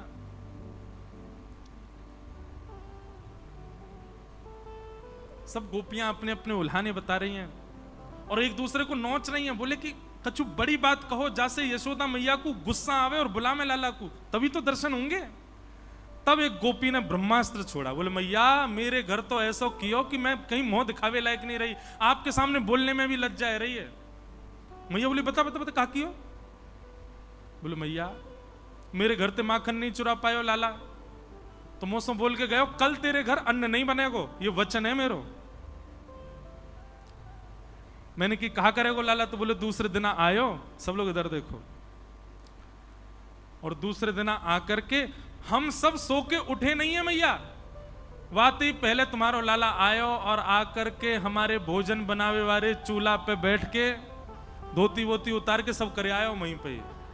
मैं हनादी निवास्तो, ये सत्य नहीं है, गोपियां झूठ बोल रही हैं, लेकिन लिखा है मैं हनादी निवास्तो। सब लत्ता वत्ता उतार के मैया सब करे आयो, हमारे चूल्हा फोड़ दो पड़ो मुंह को, और यहाँ की बात सांची है कि हमारे घर अन्न नहीं बनो। जब मैया ने ये बात सुनी, मैया बोली सांची कन्हैया ने ऐसा किया? मेरे लाला ने? बोले हाँ मैया तेरे लाला ने। यशोदा मैया का ताम्र वर्ण हो गया। कन्हैया ओरे लाला जल्दी, अब यहां तो कन्हैया लाला बुला रहे। गोपियों के मन में उत्सुकता, अब आएंगे ठाकुर जी, अब कन्हैया आवेगो, अब दिखेगो। अच्छा बालक का स्वभाव होता है वो तेजी से नहीं उठाओ उसको, कभी नहीं तो रोएगा बहुत ज्यादा। उसको तो मैया गोद में लेवे, थोड़ी देर पुचकारती रहे, नेक देर गोदी में लेके घूमती रहे, तब जाके बालक उठता है। ठाकुर जी तो लाड़ चाव के जोड़ा, लेकिन आज मैया किल्ला रही नीचे थी, ए जल्दी उठ गया। ठाकुर जी तो घबरा गए, मैया ऐसे क्यों बुला रही है। ठाकुर जी अपनी आंख मीड़न लगे, मोटो मोटो काजर फैल गए और ठाकुर जी को छोटो सो कन्हैया के बड़े बड़े नैन, यमुना जी के पार जाके थाड़ो मारे सैन। सैन को मतलब पता है? ये हिलानी आती है किसी को? एक संग नहीं हिलने चाहिए, एक ऊपर एक नीचे, इसको कहते हैं सैन। ठाकुर जी क्या करते हैं? बोले यमुना जी पे खड़े है के ऐसे ऐसे अपनी भौं को हिलाते हैं। हाँ बजाए गयोरी बजाए गयोरी, मेरे अंगना में बंसी बजाए गयोरी, छोटो सो कन्हैया के बड़े बड़े नैन, बड़े बड़े नैन, यमुना जी के पार जाके ठाड़ो मारे सैन, छोटो सो कन्हैया के बड़े। स्वर सुनो, छोटो सो कन्हैया के बड़े बड़े नैन, बड़े बड़े नैन, यमुना जी के पार जाके ठाड़ो मारे सैन, छोटो सो कन्हैया के बड़े बड़े नैन, बड़े बड़े नैन, यमुना जी के। बस है। बताओ ये कला आती है किसी पे? आप पे आती है? अच्छा किसी पे आती है, अच्छा तो ठीक है, बढ़िया। आप पे भी सैन चलाने आते हैं। ठाकुर जी सैन चलाते हैं। और सैन चला के कब चला मैं सैन? जब कोई गोपी भा जाए ठाकुर जी, सोई ठाकुर जी की ऐसी भौं हिलन लगे, एक ऊपर एक नीचे। ग्वाल बाल समझ जाओ, ओहो लाला जरूर कोई मिल गो दिखे। बोले हमें वही है, यमुना जी के पार जाके ठाड़ो मारे सैन। ठाकुर जी की बड़ी बड़ी आंखें, छोटे से लाला, आंख पे पूरा काजल फैल गयो। उतर करके नीचे गए, यशोदा मैया ने लाला पकड़ लिए। ये सब गोपी कहा कह रही है, सब बात बताई। ठाकुर जी कह रहे मैं नहीं माखन खायो, सो मैया मोरी मैं नहीं दही चुरायो, प्रात होत गैयन के पाछे, मधुबन माही फिरायो, मैं नहीं माखन खायो, सो मैया मुरी मैं नहीं दही चुरायो। ठाकुर जी रोने लगे, और रो के कह रहे हैं, बोले मैया ये जितनों बता रही हैं इतनों तो मैंने कछु क्यों ना झूठ बोल रही है सबरी, तेरी सौगंध खा के कह रहा हूं सबरी झूठ बोल रही है। तू जननी मन की अति भोरी, ऐसो कहो पतियायो। मैया तू तो बड़ी भोरी है, इन सबन की बातन में आकर के इनकी बात मान गई है तू। मैया बहुत है क्यों, मुंह को चोर कह कह करके सबने बदनाम कर दियो, अब मुंह पे सहन ना है रो मैया। और नेक से ठाकुर जी 3.5 बरस के अपनी लकुटिया लेकर के आए और मैया से आके बोले, जेले अपनी लकुट कमरिया बहुत ही नाच नचायो। मैया जेले अपनी कमरिया और जेले अपनी लकुट। अब गैया चरावे के काजी दूसरो लाला ढूंढ लियो, मैं तो जा रहा हूं घर छोड़ के। अब 3.5 बरस के लाला घर छोड़ के जा रहे हैं। सूरदास तब बिहस यशोदा, सुतले कंठ लगायो। जैसे ही ठाकुर जी घर छोड़ के जान लगे, यशोदा मैया दौड़ के गई वो और लाला को, अरे लाला इनकी बातन में काय को, मैं आ रहा हूं मैया, तू आ रही है इनकी बातन में। इनकी बात मान करके तेने मुंह को डांट दियो सवेरे सवेरे। कहा मैया तू गोद में लेके घूमे, मुंह को दूध पिबावे, मुंह को इतना प्रेम करे, और तेने आज मुंह को इतना डांटो। तब यशोदा मैया गा रही हैं, लाला ते नहीं माखन खायो, लाला मेरे ते नहीं दही चुरायो।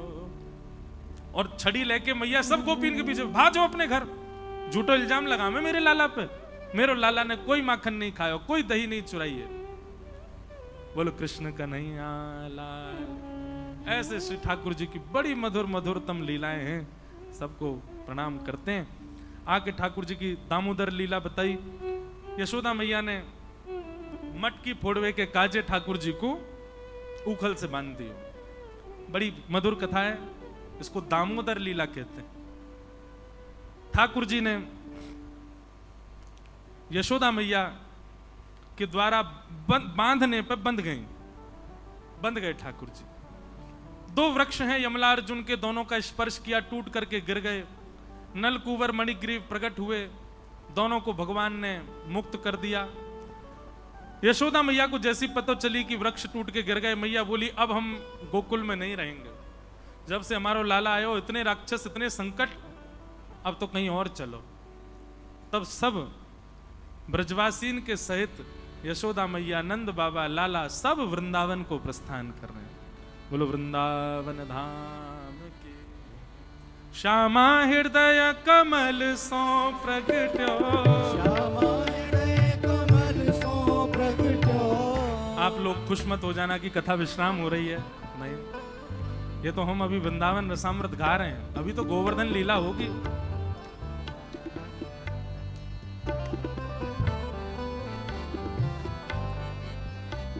बड़ी कृपा।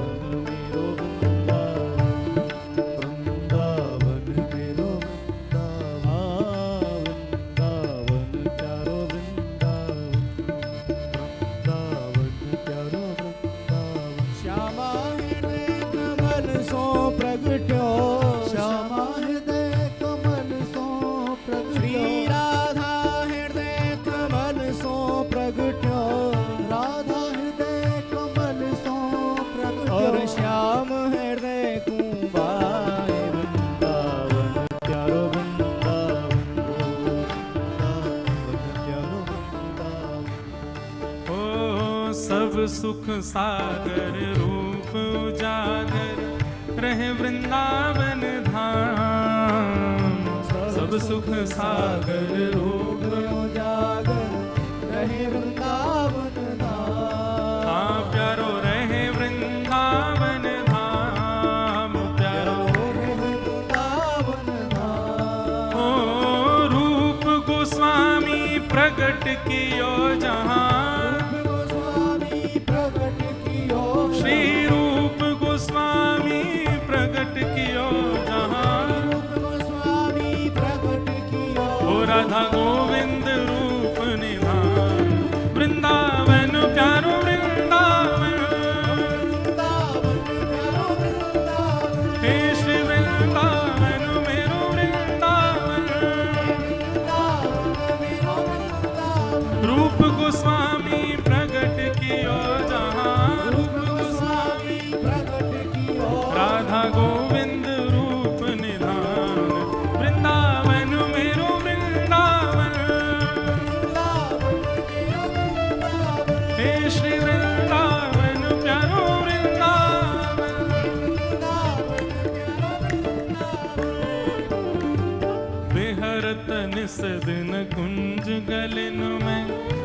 जन मन सुख धाम विहरत विषदिन कुंज गगन में ब्रज जन मन सुख धाम। हे मदन मोहन को रूप निरख के, मदन मोहन को रूप निरख श्री मदन मोहन को रूप निरख के, मदन मोहन को रूप निरख हे सनातन बल बल जाए वृंदावन प्यारो वृंदावन, वृंदावन प्यारो वृंदावन। हे श्री वृंदावन मेरो वृंदावन, वृंदावन प्यारो वृंदावन। मदन मोहन को रूप निरख के, मदन मोहन को सनातन बल बल जाए वृंदावन मेरो वृंदावन, हे श्री वृंदावन मेरो वृंदावन। सब ब्रजवासियों के साथ ठाकुर जी गोकुल से वृंदावन जा रहे हैं, और ऐसे नहीं जा रहे हैं, नाचते गाते कीर्तन करते हुए करताल बजाते हुए गा रहे हैं। हे वृंदावन प्यारो वृंदावन, हे श्री वृंदावन मेरो वृंदावन,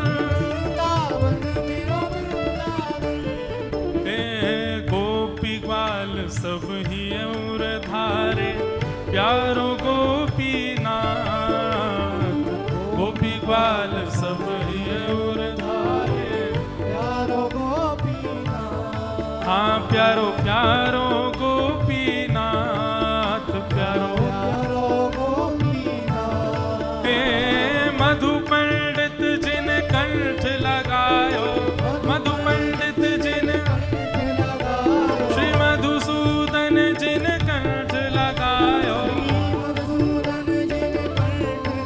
और है रही जय जयकार वृंदावन मेरो वृंदावन, हे श्री वृंदावन प्यारो वृंदावन, मधु पंडित जिन कंठ लगायो, और है रही जय जयकार वृंदावन मेरो वृंदावन, हे श्री वृंदावन प्यारो वृंदावन।